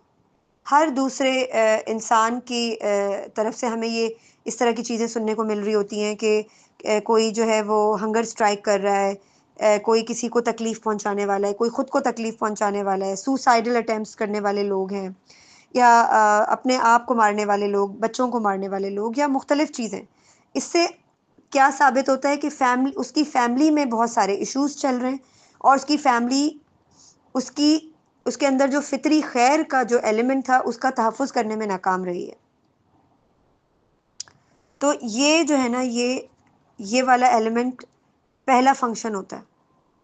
दूसरा फंक्शन क्या होता है कि बच्चे की नफ्सियाती सेहत की हिफाजत की जाए, उसको प्रोटेक्ट किया जाए। It should be protected. वो कैसे की जाएगी? नफ्सियाती सेहत क्या होती है कि बच्चा जो है वो मेंटली तौर पर पीसफुल महसूस करे, पुरसकून महसूस करे, अपने आप को सेफ महसूस करे। जब बच्चे के ऊपर चीखा चिल्लाया जाता है या बच्चे के एनवायरनमेंट में पेरेंट्स की एक दूसरे से लड़ाइयाँ होती हैं, या पेरेंट्स की नहीं तो जॉइंट फैमिली सिस्टम में ही सास बहू की लड़ाइयाँ होती हैं, नंद भावच की लड़ाइयाँ होती हैं, और बहुत सारे झगड़े होते हैं, तो बच्चा फाइट और फ्लाइट के मोड में चला जाता है। तो जब वो फाइट और फ्लाइट के मोड में चला जाता है तो उसके अंदर जो फितरा ने स्किल्स डेवलप किए होते हैं वो लॉक हो जाते हैं, उसका आईक्यू ड्रॉप हो जाता है। तो हो गई इसके साथ ज्यादती, उसकी नफ्सियाती सेहत इन डेंजर हो जाती है, खतरे में पड़ जाती है। यहाँ भी फैमिली फंक्शन करने में नाकाम रही और वो डिसफंक्शनिंग में चली गई। तीसरा पॉइंट क्या होता है कि बच्चा जो है वो जो सोसाइटी की वैल्यूज होती हैं, सोशल वैल्यूज या मोरालिटी, उसके ऊपर कैसे रेज हो। फैमिली उसको, फैमिली सिस्टम में उसको क्या ऐसा सिखाया जाए कि वो सोसाइटी की ईमानियात को जान सके, तहजीबी कल्चर, अपने कल्चरल साख को पहचान सके, अपनी जो बंदगी, हालत बंदगी के जो तकाजे हैं उनको पूरा करने की कोशिश कर सके। तो वो कैसे करेगा? उस एहसास ज़िम्मेदारी को इनकलकेट करना फैमिली सिस्टम की ज़िम्मेदारी है। अगर वो इस चीज़ को डेवलप करने में नाकाम रहेगी तो बच्चे अखलाकी इक़दार से गिर जाएंगे, उनके अंदर अखलाकियात की कमी होगी, लैक ऑफ एम्पैथी होगी। वो आप देखें कि बड़े बड़े डॉक्टर्स, बड़े बड़े इंजीनियर्स, उनके अंदर इंसानियत नहीं होती। बड़े बड़े हॉस्पिटल्स में चले जाएं, एमरजेंसी में लोग मर रहे होंगे और मसीहा जो है वो पैसे लेने खड़े होंगे, पैसों के बगैर नहीं आने देंगे। वो देखेंगे भी नहीं, मरता है मर जाए, मुझे नहीं परवाह, मुझे तो फीस चाहिए, मुझे फीस से कंसर्न है। तो आप सोच लें कि हमारी मोरालिटी का क्या हाल है। तो ये जानना बहुत ज़रूरी है कि मैं किस कैटेगरी में खड़ी हूँ, मेरा फैमिली सिस्टम क्या है, मेरी फैमिली वैल्यूज़ क्या हैं, मैंने कितना जो है वो अपनी ज़िंदगी में डेडिकेशन के साथ इन चीज़ों को सुधारने की कोशिश की है। अब आप देखें, अगर बच्चे का जो तीसरा फंक्शन है, यानी बच्चे के अंदर मोरालिटी डेवलप हो जाती है, उसके अखलाकी इक़दार को महफूज रखते हुए फैमिली अच्छे तरीके से फंक्शन करती है, तो दुनिया में वो कहीं भी चला जाए उसका अकीदा नहीं कहीं हिलेगा। वो जो भी इंफॉर्मेशन लेता है उसको वो प्रोसेस करके उस कॉन्सेप्ट के ऊपर डेवलप हो रहा है जो वैल्यूज आपने अपने फैमिली सिस्टम में स्टैब्लिश कर दी हैं। तो अब वो दुनिया में कहीं भी चला जाए, अगर कहीं रिश्वत ली जा रही है और कोई पूछ नहीं रहा, कानून लॉ एंड ऑर्डर कुछ नहीं है, वो रिश्वत लेना चाहे तो ले सकता है, उसको मौके भी मिल रहे हैं, लेकिन वो नहीं लेगा अगर उसकी अखलाकी इक़दार आपने तहफ़्फ़ुज़ के साथ रेस कर दिए। तो वो गॉड कॉन्शियस बन चुका है। अब वो रिश्वत उसको कोई आकर प्लेट में भी रख के पेश करेगा, बगैर किसी डेंजर के, खतरे के, फिर भी वो नहीं लेगा, क्योंकि उसका अकीदा क्लियर है। इसी तरह जना है, शराब है, वो दुनिया में कहीं भी चला जाए, उसके सामने वाइन आएगी, वो कहेगा नहीं, आई एम नॉट इंटरेस्टेड, चाहे आसपास का माहौल कितना ही टेम्पटिंग क्यों ना हो। तो इंसानों को बुराई के कामों से रोकने के कामिल इंतज़ाम का नाम जो है ना, वो तरबिया है और तज़किया है, जो गुनाहों और बुराइयों के कामों से रोकने का कामिल इंतज़ाम करते हैं।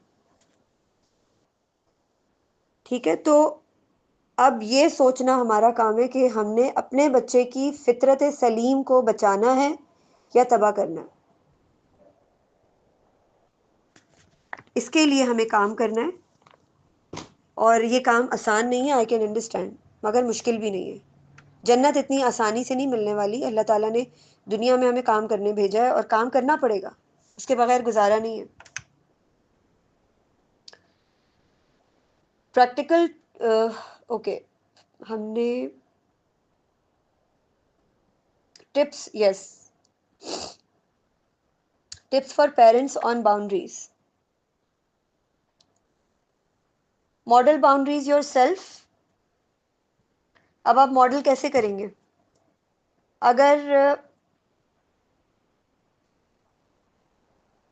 आप चलते फिरते कुछ ना कुछ ऐसा कर रहे हैं जो बच्चे को क्यूज दे रहा है पॉजिटिव, तो आपको बच्चे को कहना नहीं पड़ेगा कि ये कर लो।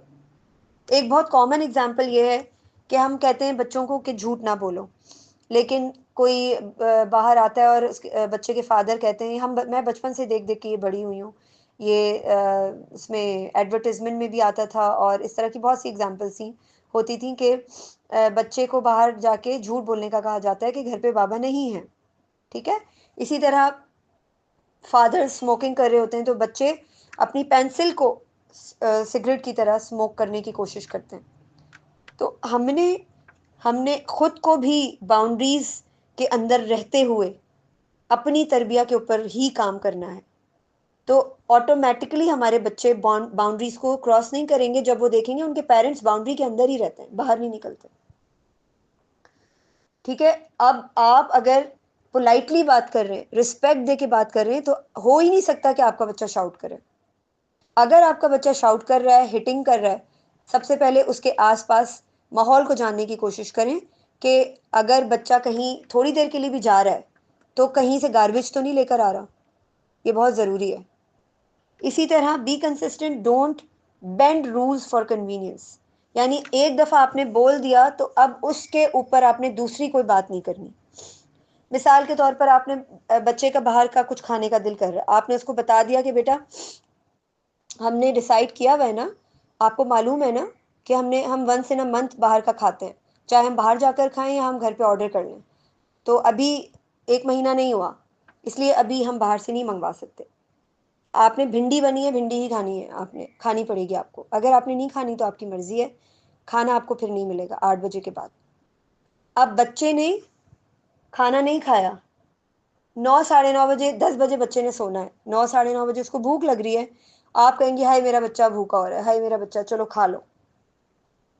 वो मांगे भी तो आपने नहीं देना, आपने उस क्योंकि आपने उससे कह दिया है कि बेटा 8 बजे के बाद खाना नहीं मिलेगा। जब आप लीनियंट हो जाते हैं तो बच्चे को ये बात पता चल जाती है कि वो आपका वीक पॉइंट पहचान जाता है और फिर वो इसी तरह आपको एक्सप्लॉइट करता चला जाता है। लेकिन जब आप अपने कहीं भी बात को कंसिस्टेंटली फॉलो करते हैं और लीनियंट नहीं होते, तो बच्चा जान जाता है कि भाई आज भूखा रह गया, आइंदा मैं खाना नहीं छोड़ूंगा। पूरी रात जब वो भूखा रहेगा तो अगले दिन तौबा करेगा कि मैं भूख बर्दाश्त नहीं कर सकता, अब मैं भूखा नहीं रहूंगा, मैं खाना खा लिया करूंगा। हमारे घरों में क्या होता है कि मम्मा मेरा दिल नहीं कर रहा, अच्छा सही है चलो नूडल्स ले आओ, नूडल्स बना दिए, फ्रेंच फ्राइज बना दिए, ये बना दिया वो बना दिया। ये सब करके हम अपने बच्चों को ख़राब कर देते हैं और फिर हमारे बच्चे ना सब्जियां खाते हैं, ना कोई हेल्दी फूड लेना चाहते हैं। उनको नूडल्स चाहिए होते हैं, इंस्टेंट नूडल्स, जो हमारे बच्चों की फ़िज़िकल हेल्थ के लिए पॉइज़न है, जहर है, लेकिन हम देते हैं क्योंकि हमें उसमें अपनी कंफर्ट लगती है। हम अपने कंफर्ट को मेंटेन रखने के लिए अपने बच्चों को कुर्बान कर देते हैं, उनकी फ़िज़िकल हेल्थ को भी और मेंटल हेल्थ को भी। तो इसके ऊपर ज़रूर काम करें। Explain the why behind each boundary. अब हम कोई भी बाउंड्री जब रखते हैं ना तो उसके पीछे बच्चे को एक्सप्लेनेशन देना बहुत ज़रूरी है, लॉजिकल रीजनिंग देनी बहुत ज़रूरी है, that why we are doing this. Like for instance we don't scream at each other because words can hurt more than sticks. यानी हमने मुंह से कोई बुरा वर्ड नहीं निकालना, क्योंकि अल्फाज जो हैं वो तकलीफ देते हैं। मैंने आपकी रिस्पेक्ट करनी है, आपने मेरी रिस्पेक्ट करनी है, आपने सबको रिस्पेक्ट देनी है, लेकिन साथ में आपने बच्चे को ये भी बताना है अगर कोई आप बाहर कहीं जाते हैं, कोई आपको रिस्पेक्ट नहीं देता, आपके साथ मिसबिहेव करता है, तो आपने विद ड्यू रिस्पेक्ट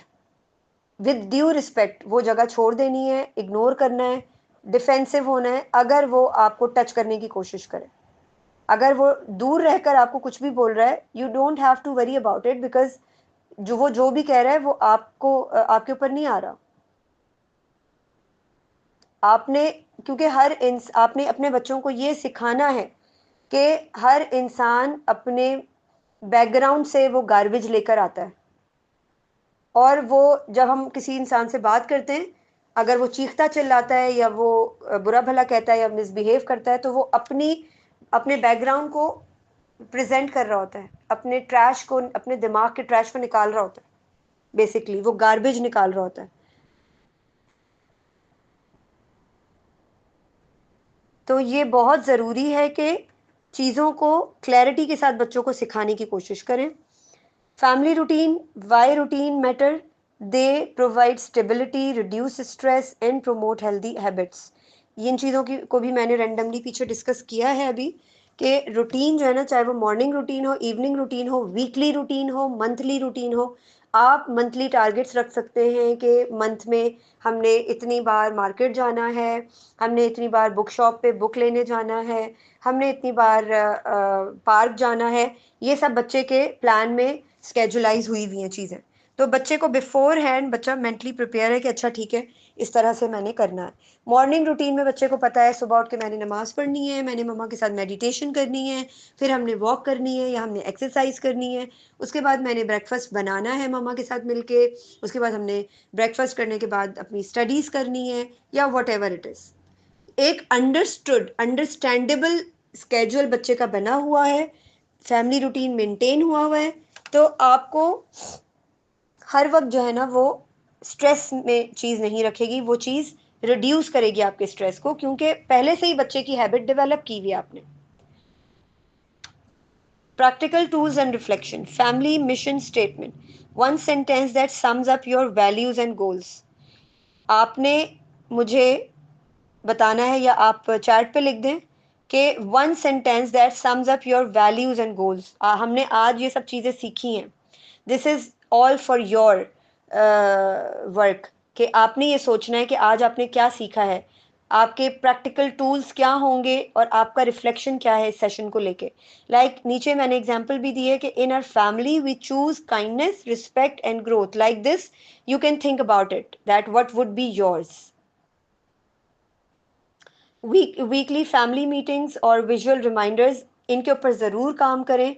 ये बहुत ज़रूरी है कि आपकी वीकली फैमिली मीटिंग्स हों, छोटी छोटी मीटिंग्स, और ऐसी मीटिंग्स जिनमें आप सब इंजॉय करें, एक दूसरे के साथ एक हेल्दी और प्रोडक्टिव टाइम गुजारें, एक दूसरे के इंटरेस्ट्स की बात करें, एक दूसरे के साथ बात करें कि इस हफ्ते लास्ट वीक ऐसी कौन सी कामयाबी है जो तुम्हें मिली, या ऐसा कौन सी गलती है जो तुम्हें रिग्रेट है जिसका, या तुमने ऐसी कौन सी नेकी की है, कौन सी अच्छी बात तुम्हें याद है इस हफ्ते की।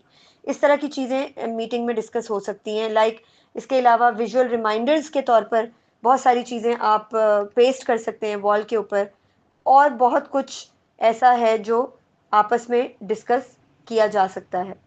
लाइक विजुअल रिमाइंडर्स के तौर पे आप brushing teeth timings, homework done, kind words used और gratitude affirmations in the morning time हमने ये पढ़नी होती हैं।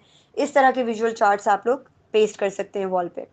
क्लोजिंग एंड एक्शन स्टेप्स क्या होने चाहिए? अ healthy family system is intentional, यानी एक हेल्दी फैमिली सिस्टम बनाना हमारा एक इंटेंशनल स्टेप है। ये ऐसे ही रैंडमली ही ये काम नहीं हो जाएगा, बल्कि आपको प्रॉपर प्लानिंग करनी पड़ेगी, काम करना पड़ेगा, कुर्बानी देनी पड़ेगी, कॉम्प्रोमाइज़ करना पड़ेगा। और ये कैसे बिल्ड होगी? ये डेली बेसिस के कॉन्शियस चॉइसेस के साथ बिल्डअप होगी। ये ऐसे ही बाय चांस नहीं बन जाता, ये आपको अपनी चॉइसेस, अपनी वैल्यूज़, उन पे काम करना पड़ेगा, तब जाके आप एक हेल्दी फैमिली सिस्टम बना सकते हैं। Now this is the time for giving you the home task. आप लोगों का होम टास्क है ये। Let's give me let me give you the clarity about action plan, के एक्शन प्लान क्या है for your you like participants age home task in last module. यानी हमारा जो तीसरा मॉड्यूल होगा लास्ट मंथ, थर्ड मंथ में, need submission of all home tasks for the assessment to get the certification। अगर आप सबको सर्टिफिकेट चाहिए इस कोर्स का, तो उसके लिए आपको प्रूफ करना पड़ेगा कि आपने इन 3 मॉड्यूल्स में जो सीखा है, वो मुझे सिर्फ सीखा हुआ नहीं चाहिए। मैं I am not interested in making you guys learn, I am more interested in making you guys put your things in the line of action, implement start implementing the things in your life. आपने अमल करना है, आपने इन चीज़ों के ऊपर action plan बनाना है और अपनी फैमिली सिस्टम और वैल्यूज़ को इस्टेब्लिश करने की कोशिश आज से अभी से शुरू करनी है। I need the result, I need the conclusion के पॉजिटिव कंक्लूजन क्या है, and I am really hoping कि आप इस पे काम कर रहे हैं और करेंगे इंशाल्लाह। ये आपका होम टास्क है, फर्स्ट होम टास्क है बेसिकली। ये आप इसको नोट डाउन कर लें कि लास्ट जो हमारा मॉड्यूल होगा उसमें हम आपकी तमाम होम टास्क जो भी मैं आपको देती जाऊंगी हर वीक में, मे बी हर वीक मिले या एक वीक छोड़कर, तो आपको उन होम टास्क को सबमिट करवाना होगा विद योर वीडियोस। आप सबकी मुझे वीडियोस चाहिए होंगी छोटी छोटी। उन वीडियोस में आप मुझे बताएंगे कि आपने इस मॉड्यूल इन 3 मॉड्यूल्स में क्या सीखा, इस कोर्स में क्या सीखा, और जो मैं आपको होम टास्क दूंगी उन होम टास्क के क्वेश्चंस को आप इलेबोरेट भी करेंगे in written form and in video form. I hope there would no objection from anyone side. इसमें आज का जो आपका होम टास्क है वो है write down 3 family values, set 1 family goal for this month. और इस क्वेश्चन के लिए आपने जो भी अपना गोल आप बनाएंगे इस मंथ के लिए, आपने उसको बिल्कुल क्लैरिटी के साथ, डिटेल के साथ प्रेजेंटेशन की फॉर्म में बनाना है या चार्ट की फॉर्म में बनाना है, it's up to you. Mind map की फॉर्म में बनाएं या टाइमलाइन की फॉर्म में बनाएं, it's all up to you. Third is implement 1 new boundary and 1 new routine this week.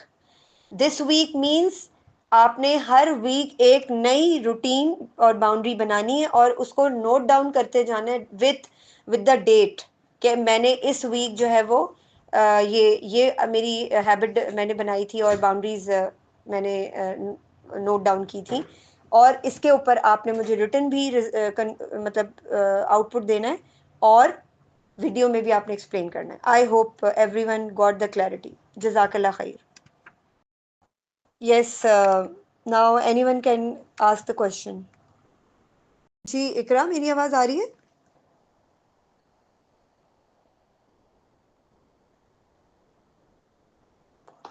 Ji ma'am, आपकी आवाज़ आ रही है। ठीक है। जी किसी का कोई क्वेश्चन है तो वो कर सकते हैं। जी वालेकुम अस्सलाम। मैम, मैंने आपसे ये कहना था कि प्लीज़ जो आपने पहला वाला होमवर्क बताया तो उसे रिपीट कर दें। एक सेकेंड।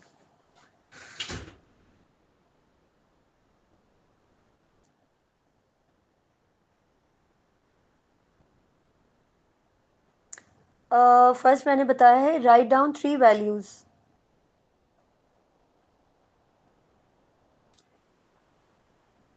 एक second. Yes, write down 3 family values.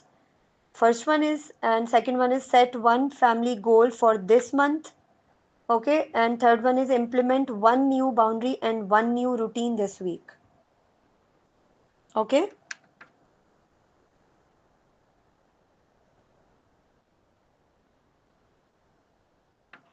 अस्सलाम वालेकुम।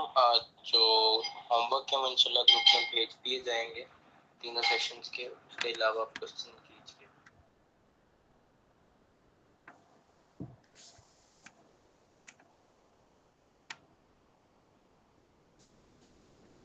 अस्सलाम वालेकुम। जी वालेकुम अस्सलाम।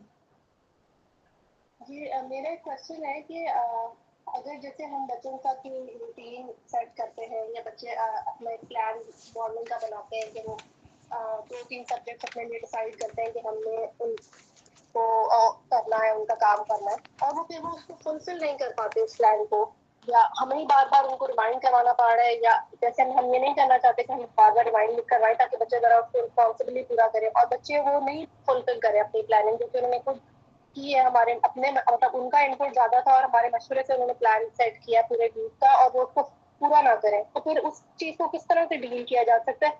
कुछ एग्जाम्पल से बताइए अगर प्लीज के क्या कॉन्सिक्वेंसेस सेट की जा सकती हैं, किस तरह से इस प्रॉब्लम को कैसे डील करें? बच्चों की एज बताएंगी आप? 9 years। देखिए 9 इयर्स, आपने कब से ये काम स्टार्ट किया है? बच्चों को छोटे छोटे टास्क देना कब से, किस उम्र से स्टार्ट किया है?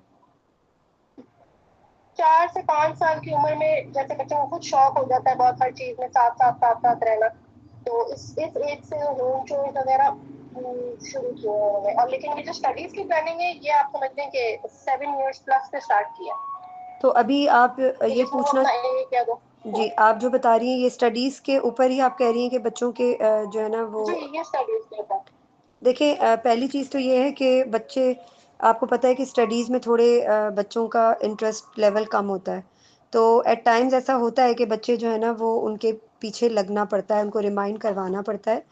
आप जब तक आपको लग रहा है ना कि बच्चे जो है ना वो उनको रिमाइंडर देना पड़ रहा है और विदाउट रिमाइंडर जो है वो काम नहीं कर पा रहे, तो आप साथ साथ छोटे छोटे ऐसे टास्क बच्चों को देना शुरू करें जो उनके इंटरेस्ट से रिलेटेड हों, कि बच्चों को उनमें इंटरेस्ट उनका डेवलप हुआ हो और वो बड़े शौक से वो चीज़ें करें, ताकि उनको आहिस्ता आहिस्ता जो है ना वो अपने उनको आइडिया हो और इस चीज़ की आदत भी हो कि अच्छा मैंने ये प्लानिंग की है तो अब मैंने इसको फुलफ़िल करना है।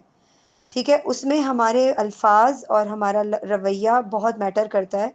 अब मैं अगर मिसाल के तौर पे अपने बच्चे के साथ बैठती हूँ और वो प्लान मुझसे शेयर करता है कि मामा मैंने ये प्लानिंग की है, या आप उसको बता रही हैं, अब प्लान मुझे ये बताएं कि आप खुद बनाती हैं या वो आपका बच्चा खुद बना रहा है?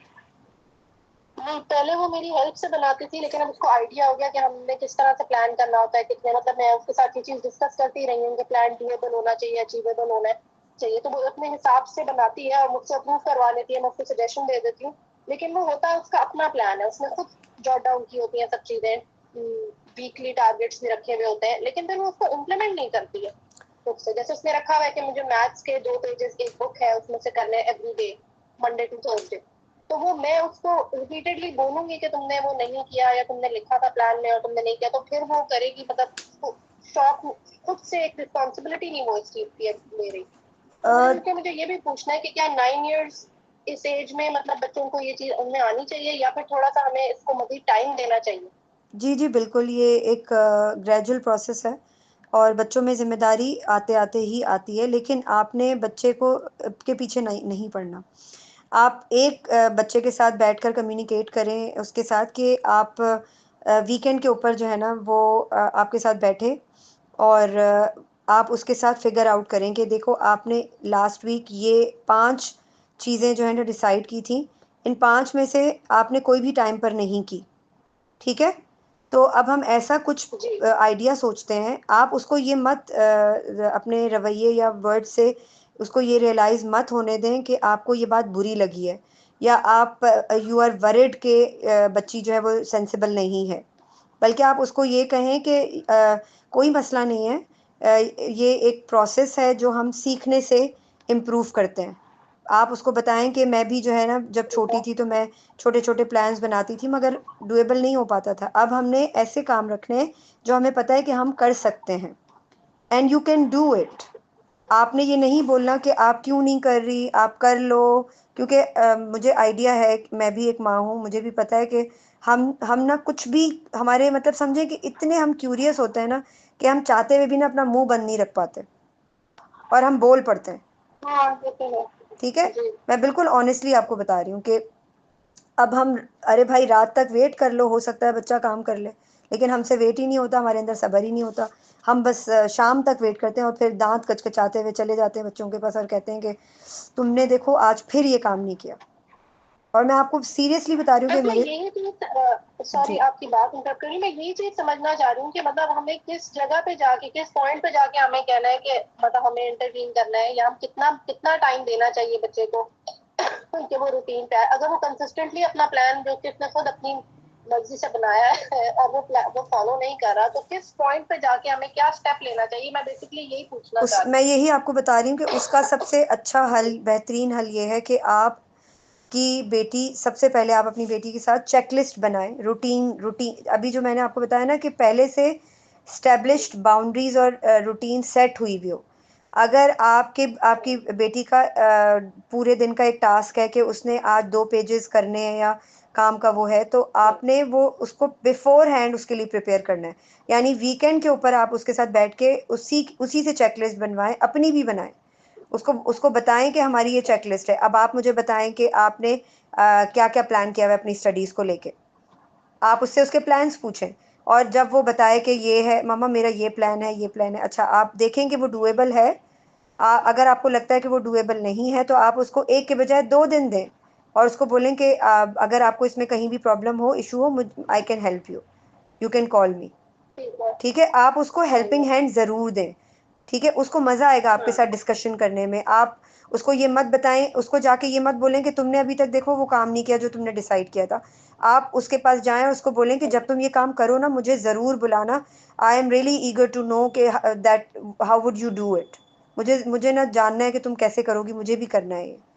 आप उसको ये बताएं कि you are interested in working with her. ये मत बताएं कि आपको ये प्रॉब्लम है कि वो अपना स्केड्यूल पूरा कर पाएगी कि नहीं कर पाएगी। समझ रही हैं बात को? सही। तो उसमें क्या होगा, उसका इंटरेस्ट डेवलप होगा कि अच्छा, वो एक्साइटेड होगी कि अच्छा मम्मा भी मेरे साथ बैठेंगी, मज़ा आएगा। आप उसको अपनी कंपनी इंजॉय करवाएं, ताकि वो इस चीज़ के लिए आपकी हेल्प खुद ले, खुद बोलेगी मम्मा आ जाए मेरे साथ करें, या वो आप उसको इस तरह से करें, ऑप्शन दे दें। अगर वो मिसाल के तौर पर उसने अगर मैथमेटिक्स का कोई काम आज करना है, आप उसको ऑप्शन दे दें कि बेटा आप मैथमेटिक्स के काम के बाद मेरे साथ मूवी टाइम करोगी, या आप ये कह सकती हैं कि खाने के बाद आप मैथमेटिक्स का काम करोगी या पहले काम करोगी। आप उसको ये मत बोलें कि तुम कब करोगी, तुमने क्यों नहीं किया, हम यही कह रहे होते हैं ना। आपने उसको ऑप्शन देने, जब हम ऑप्शन देते हैं तो बच्चे के पास फिर तीसरा कोई रास्ता नहीं होता फरार का। ठीक है, ठीक है।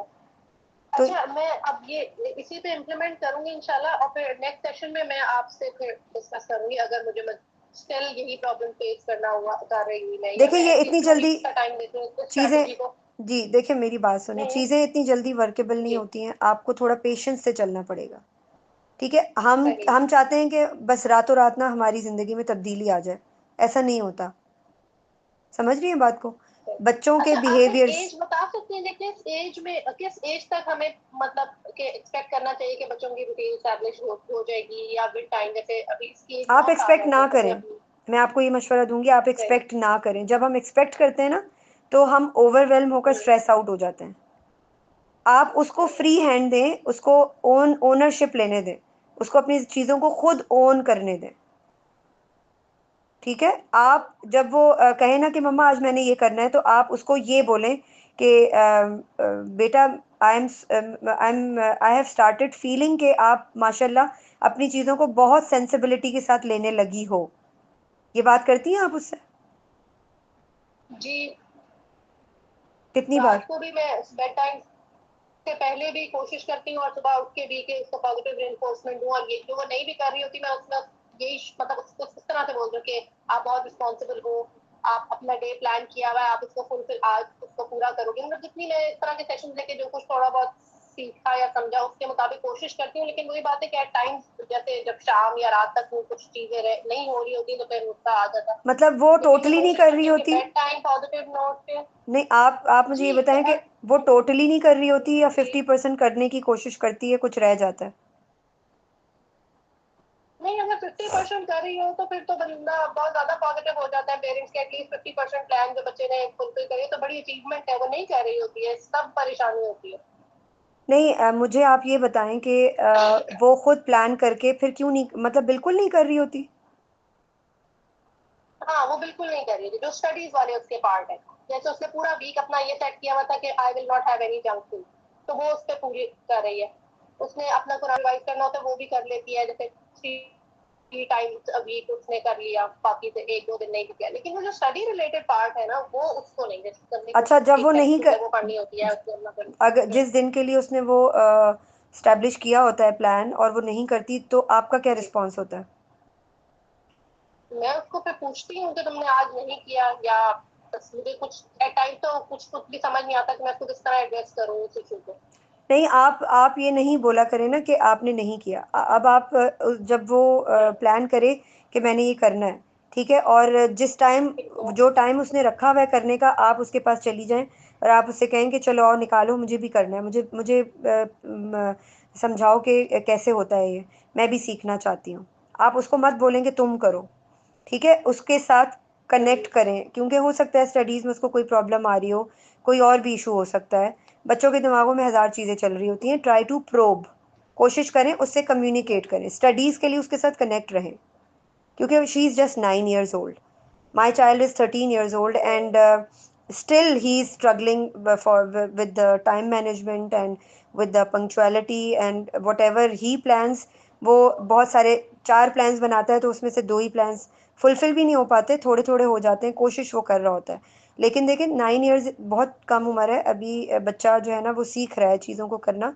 आप उसको हेल्पिंग हैंड दें, उसको बैक प्रोवाइड करें, स्पेशली स्टडीज़ के अंदर। मे बी कि उसको स्टडीज़ में प्रॉब्लम आ रही हो और वो ना बताना चाह रही हो, क्योंकि बहुत से बच्चों के डिफरेंट काइंड ऑफ उनकी हैबिट्स होती हैं, वो शेयरिंग नहीं कर पा रही होगी, या हो सकता है कुछ और प्रॉब्लम हो। आप उसके साथ कम्युनिकेट ज़रूर करें, ठीक है?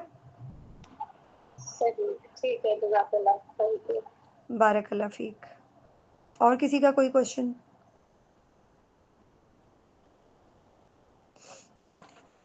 ठीक है, इसको आई थिंक रैप अप करते हैं सेशन को, अगर किसी का कोई सवाल नहीं है। काफ़ी लंबा हो गया सेशन भी।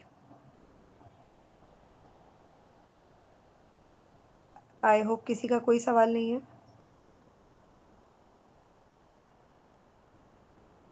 ओके, जी लाइबा। अस्सलाम वालेकुम मैम। वालेकुम अस्सलाम।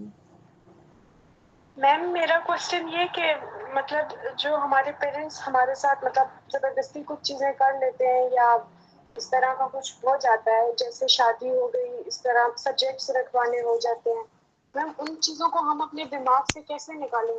क्योंकि इंसान कहीं ना कहीं से बहुत ज़्यादा आगे बढ़ जाता है। मैं अपनी शादी पे रजामंद नहीं थी, मेरे पेरेंट्स ने मेरे साथ ज़बरदस्ती की और उस टाइम मैं मैट्रिक की स्टूडेंट थी। आज मेरी शादी को 6 साल हो गए, मैं अल्हम्दुलिल्लाह 2 बच्चों की माँ हूँ, मैं खुश भी हूँ, लेकिन मेरे दिमाग से ये चीज़ नहीं निकल रही। जब मैं अपनी क्लास फेलोज़ को देखती हूँ, सबको देखती हूँ, तो मुझे ऐसे लगता है कि मेरे साथ ज्यादती हो गई है। हालांकि मैं खुश हूँ अपनी लाइफ में, लेकिन मुझे अब वो समझ नहीं आ रही कि मैं इसको कैसे कंट्रोल करूँ अपनी चीज़ को, कि मुझे मतलब जो अल्लाह ने मेरे लिए चूज़ किया वो बहुत बेस्ट है, लेकिन कहीं ना कहीं मेरे दिमाग में ऐसा हो जाता है तो फिर मैं बहुत ज़्यादा डिप्रेस्ड हो जाती हूँ। जब मतलब मुझे नहीं समझ आ रही कि इसको कैसे सॉल्व किया जाए। देखिए, पहली चीज़ तो ये है कि हम अपनी ज़िंदगियों को ना दूसरों की ज़िंदगियों से कंपेयर कर रहे होते हैं। ये सबसे बड़ा डिज़ास्टर हमारे साथ हो जाता है, अनफॉर्चुनेटली। तो मैं आपको ये सजेस्ट करूँगी कि आप अपने ऊपर अभी से काम करें, कि आप ख़ुद भी मदर हैं। अगर आपके अंदर की ये महरूमियाँ जो है वो बाकी रहेंगी, तो आपके बच्चों के अंदर भी ये डेवलप हो जाएंगी, गॉड फॉरबिड। तो इनका निकालने का बेस्ट तरीका ये है कि आप अपने घर से निकलें और आसपास के लोगों को ऑब्ज़र्व करना शुरू करें, अपने से नीचे देखें और उनसे अपनी ज़िंदगी को कंपेयर करें, और फिर सोचें कि अल्लाह ने मुझे इतनी नेमतें दी हैं और मैं इनको तो देख ही नहीं रही। मैं तो उन चीज़ों को देख रही हूँ जो मेरे पास नहीं है। वो चीज़ें क्यों नहीं काउंट कर रही जो आपके पास हैं और आपसे नीचे वाले लोगों के पास नहीं है? ये चीजें तो मैं खुद भी मतलब ट्राई करती हूँ। मैं जो मुझसे नीचे लोग हैं या जो मतलब जिनके पास वो चीजें नहीं है जो मेरे पास है, लेकिन मुझे मतलब पढ़ने का बहुत ज्यादा शौक था, तो मेरी वो चीज रह गई है। तो तो अब आप मुझे वो चीज मतलब अभी भी मैं कहती हूँ कि मैं स्कूल में दोबारा से एडमिशन लूँ, सब कुछ करूँ। इवन मैंने अपनी जिद की खातिर लिया भी एडमिशन, लेकिन मुझसे फिर मैनेज नहीं हो रहा था। फिर मैंने सेकेंड ईयर करके पढ़ाई को छोड़ दिया। अब मुझे ऐसे लगता है कि अगर मेरी शादी ना हुई होती तो मैं अभी पढ़ रही होती, मेरी लाइफ ठीक होती। मतलब मुझे समझ नहीं आ रही कि मैं इस चीज को कैसे अपने अंदर से निकालूं। अच्छा, मुझे ना वो कुरान की आयत याद नहीं आ रही अभी, मैं ज़रूर ढूंढ कर उसको ग्रुप में शेयर करूँगी। उस आयत के अंदर इंसान को बताया गया है, अल्लाह ताला कहते हैं कि इंसान जो है ना वो सोचता है कि ऐसा हो जाता तो यूं ना होता। देखिए, एक बात याद रखिएगा कि दुनिया में पत्ता भी अल्लाह की मर्ज़ी के बगैर नहीं हिलता। तो हमारी आपकी ज़िंदगी कोई बाय चांस तो नहीं हो रही ना। एक ये जहन में रखें कि आपके साथ ऐसे ही होना था। आपकी ज़िंदगी में इतना ही आपने पढ़ना था और आपकी शादी उतनी ही उसी टाइम पर लिखी थी। तो अगर हम अगर कल के बारे में सोचकर अपना आज का वक्त ज़ाया करेंगे ना, तो उसका भी हमें अल्लाह को जवाब देना पड़ेगा। आप ये सोच लें कि अल्लाह ताला ने मेरे साथ मेरे लिए ये ही सोचा हुआ था, लेकिन देखें आप अपनी ज़िंदगी में खुश हैं, अल्हम्दुलिल्लाह। जी तो उस बात को इशू बनाकर अपनी आज की ज़िंदगी को तबाह करने के बजाय इस बात पे शुक्र अदा करें कि अल्लाह तेरा लाख लाख शुक्र है कि मेरे घर पेरेंट्स ने शादी मेरी मर्ज़ी के बगैर की थी, लेकिन फिर भी मैं खुश हूँ। तेरा कितना बड़ा एहसान है। हो सकता है कि आप अपनी मर्ज़ी से शादी करती हैं और आप अपनी पढ़ाई पूरी फुलफिल कर लेती, तो हो सकता है कि आप इतना खुश ना होती जितना आज है। Yes ma'am. ठीक है, तो ये बहुत ज़रूरी है। और आपको किसने कहा कि कॉलेज और यूनिवर्सिटीज़ में पढ़ाई हो रही है? मैं आपको यही सजेस्ट करूँगी कि आप अभी भी पढ़ सकती हैं, लेकिन उसके लिए ज़रूरी नहीं है कि हम यूनिवर्सिटी में एडमिशन लें। और आपको पढ़ना पड़ेगा, क्योंकि आज के पेरेंट्स के पास अपॉर्चुनिटी है कि उनके बच्चे अपने बच्चों को अल्लाह के रास्ते पर रेस करने के लिए पेरेंट्स को सीखना भी पड़ेगा, पढ़ना भी पड़ेगा और अपने अंदर ग्रोथ भी लानी पड़ेगी। वरना हम अपने बच्चों को अच्छा रेज़ नहीं कर सकते। हमें कुछ आता ही नहीं है, तो हम अपने बच्चों को क्या बताएंगे? तो मैं आपको यही सजेस्ट करूँगी कि अभी से आप कुरान को सीखना शुरू करें। कुरान के अंदर से आपको मैथ्स भी मिलेगी, एस्ट्रोनॉमी भी मिलेगी, सब कुछ मिलेगा। हिस्ट्री भी मिलेगी, साइकोलॉजी भी मिलेगी। आप सीखेंगी तो आप अपने बच्चों को सिखाने के काबिल होंगी। इंशाल्लाह। कॉलेज और यूनिवर्सिटीज़ की डिग्रीज़ हमारा कुछ भी नहीं बिगाड़ सकी अनफॉर्चुनेटली। ना हमें कुरान की समझ आई, ना हमने कुरान को सीखा, ना हमें सीरा का पता है, ना हमें ये पता है कि अल्लाह ताला ने हमें इतना बड़ा मैनुअल, एक डिवाइन किताब हमें दी थी अरसा दराज पहले, और हम इतनी उम्रें गुजार कर भी आज तक कुरान को पूरा समझ नहीं सके। ना ही हमें उस कुरान को समझना आता है, ना हमें पता है कि अपनी ज़िंदगी के मसाइल उसमें से कैसे हल करने हैं। तो आप बताएं कि हम यूज़लेस हैं? आज भी हम अपनी ज़िंदगियों में जो है वो मगन है, और आज भी हम उससे लेसन नहीं हासिल कर रहे और कुरान को सीखने की कोशिश नहीं कर रहे। तो अपनी ज़िंदगी को अपनी ज़िंदगी के आने वाले हर दिन को बेहतर से बेहतर बनाने की कोशिश करना शुरू कर दें, बजाय इस बात पे रोने पीटने के कि वो जो कल हुआ था वो बड़ा बुरा हुआ मेरे साथ। एक दफ़ा का जिक्र है, ये हुआ था मेरी ज़िंदगी में, मैं उसी को लेकर बैठी रहूँगी आज। तो ये तो मतलब समझें कि एक ऐसी चीज़ को आप पकड़ के बैठी हुई हैं जिस पे इंसान सिर्फ हंस सकता है या रो सकता है। रो इसलिए सकता है कि आप अपने पास्ट को याद करके अपने प्रेजेंट को बर्बाद कर रही हैं, और हंस इसलिए सकता है कि ये एक ऐसी छोटी से एक ऐसी गैर अहम चीज़ है जो मतलब जिसको बेस बनाकर आप अपनी ज़िंदगी के आने वाले दिन बर्बाद कर रही हैं। Yes ma'am. इंशाल्लाह मैम, मैं ट्राई करूंगी। मैं करती भी हूँ, लेकिन कहीं ना कहीं मैं फिर उसी स्टेज में आ जाती हूँ कि मुझे ऐसे लगता है जितना मैंने ट्राई किया वो सब मतलब जाया हो गया। देखिए, ये सोच उस वक्त आती है जब इंसान अल्लाह की नाशुक्री करता है। आप अपने आप को शीशे में देखकर सोचना शुरू करें कि मैं अल्लाह की कितनी शुक्रगुजार हूँ। नमाज पढ़ती हैं आप? यस मैम, पढ़ती हूँ। तो आप सूरह फातिहा तो पढ़ती होंगी ना हर रकात में? जी बिल्कुल। तो जब सूरह फातिहा पढ़ती हैं तो आपको एहसास नहीं होता कि मैं तो अल्लाह का शुक्र अदा कर रही हूँ, लेकिन मेरा रुआं रुआं, मेरा जिस्म, मेरा दिमाग, मेरी सोच, मेरी बातें और इस चीज़ ने मुझे माजी में फंसाया हुआ है। तो क्या मैं ये करके शुक्र अदा कर रही हूँ अल्लाह का? ये सरासर नाशुक्री है, सरासर नाशुक्री।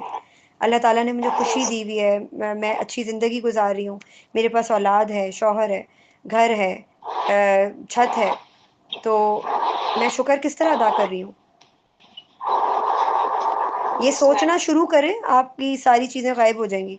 सोचना शुरू तो करें। अपने आप को उसमें शीशे में देखें, रोज़ शीशे में देखकर अपने आप से बात करें कि आपकी असल औकात क्या है, मेरी असल औकात क्या है। मैं सुबह उठती हूँ, मेरी फ़िक्रें क्या होती हैं? मेरी फ़िक्रें ये होती हैं कि एक दफ़ा का जिक्र है कि मेरी शादी ज़बरदस्ती हो गई। मेरी मेरी ये औकात है कि मैं ये सोचती हूँ कि हाय आज मैंने पूरा दिन कैसे गुजारना है, हाय मैं रातों रात अमीर कैसे हो जाऊँ, हाय मेरे पास गाड़ी कैसे आ जाए। ये मेरी फ़िक्रें हैं सुबह उठकर। मैं सुबह उठती हूँ हर दिन, हर रोज़ मैं उठती हूँ तो मेरी ये फ़िक्रें होती हैं, मेरी ये असल औकात है। आप सोचें तो सही, दुनिया एक पल की है, याद रखिएगा, आखिरत लाखों सालों की है, करोड़ों सालों की है। उस आखिरत को तबाह कर रहे हैं हम अपनी एक मिनट की पानी के बुलबुले जैसी दुनिया को के लिए। ये बात याद रखिएगा, अपने आप को रिमाइंड करवाना शुरू करें कि ये जो दुनिया है ना, जिसके लिए मैं माजी को लेके अभी तक बैठी हुई हूँ, मुझे नहीं पता मेरी ज़िंदगी कितनी है। ये दुनिया तो पल भर में चुटकी बजाते ही गुजर जाएगी। आखिरत ही बाकी रहने वाली है, याद रखिएगा। हम सब ने कब्रों में चले जाना है, ज़िंदगी दुनिया में तो नहीं रहेगी ना, हर वक्त हमने दुनिया में तो नहीं रहना, हम सब ने कब्र में जाना है। तो कब्र में जाने के बाद के मामलात कैसे हल होंगे अगर मैं अपने माजी से ही नहीं निकल सकूंगी तो? ठीक है। यस। जब तक आप अपनी मदद आप नहीं करेंगी, अल्लाह ताला भी आपकी मदद नहीं करेगा। अपनी मदद आप करने की कोशिश करें, for the sake of your family, for the sake of your kids. अल्लाह ताला आपके लिए आसानी करे। Thank you ma'am. वेलकम। और किसी का कोई सवाल? मैं इसको रैप अप करती हूँ। अगर किसी का कोई सवाल नहीं है तो सुब्हानकल्लाहुम्मा व बिहम्दिका अशहदु अल्ला इलाहा इल्ला अंता अस्तगफिरुका व अतूबु इलैक। अस्सलामु अलैकुम व रहमतुल्लाहि व बरकातुहू।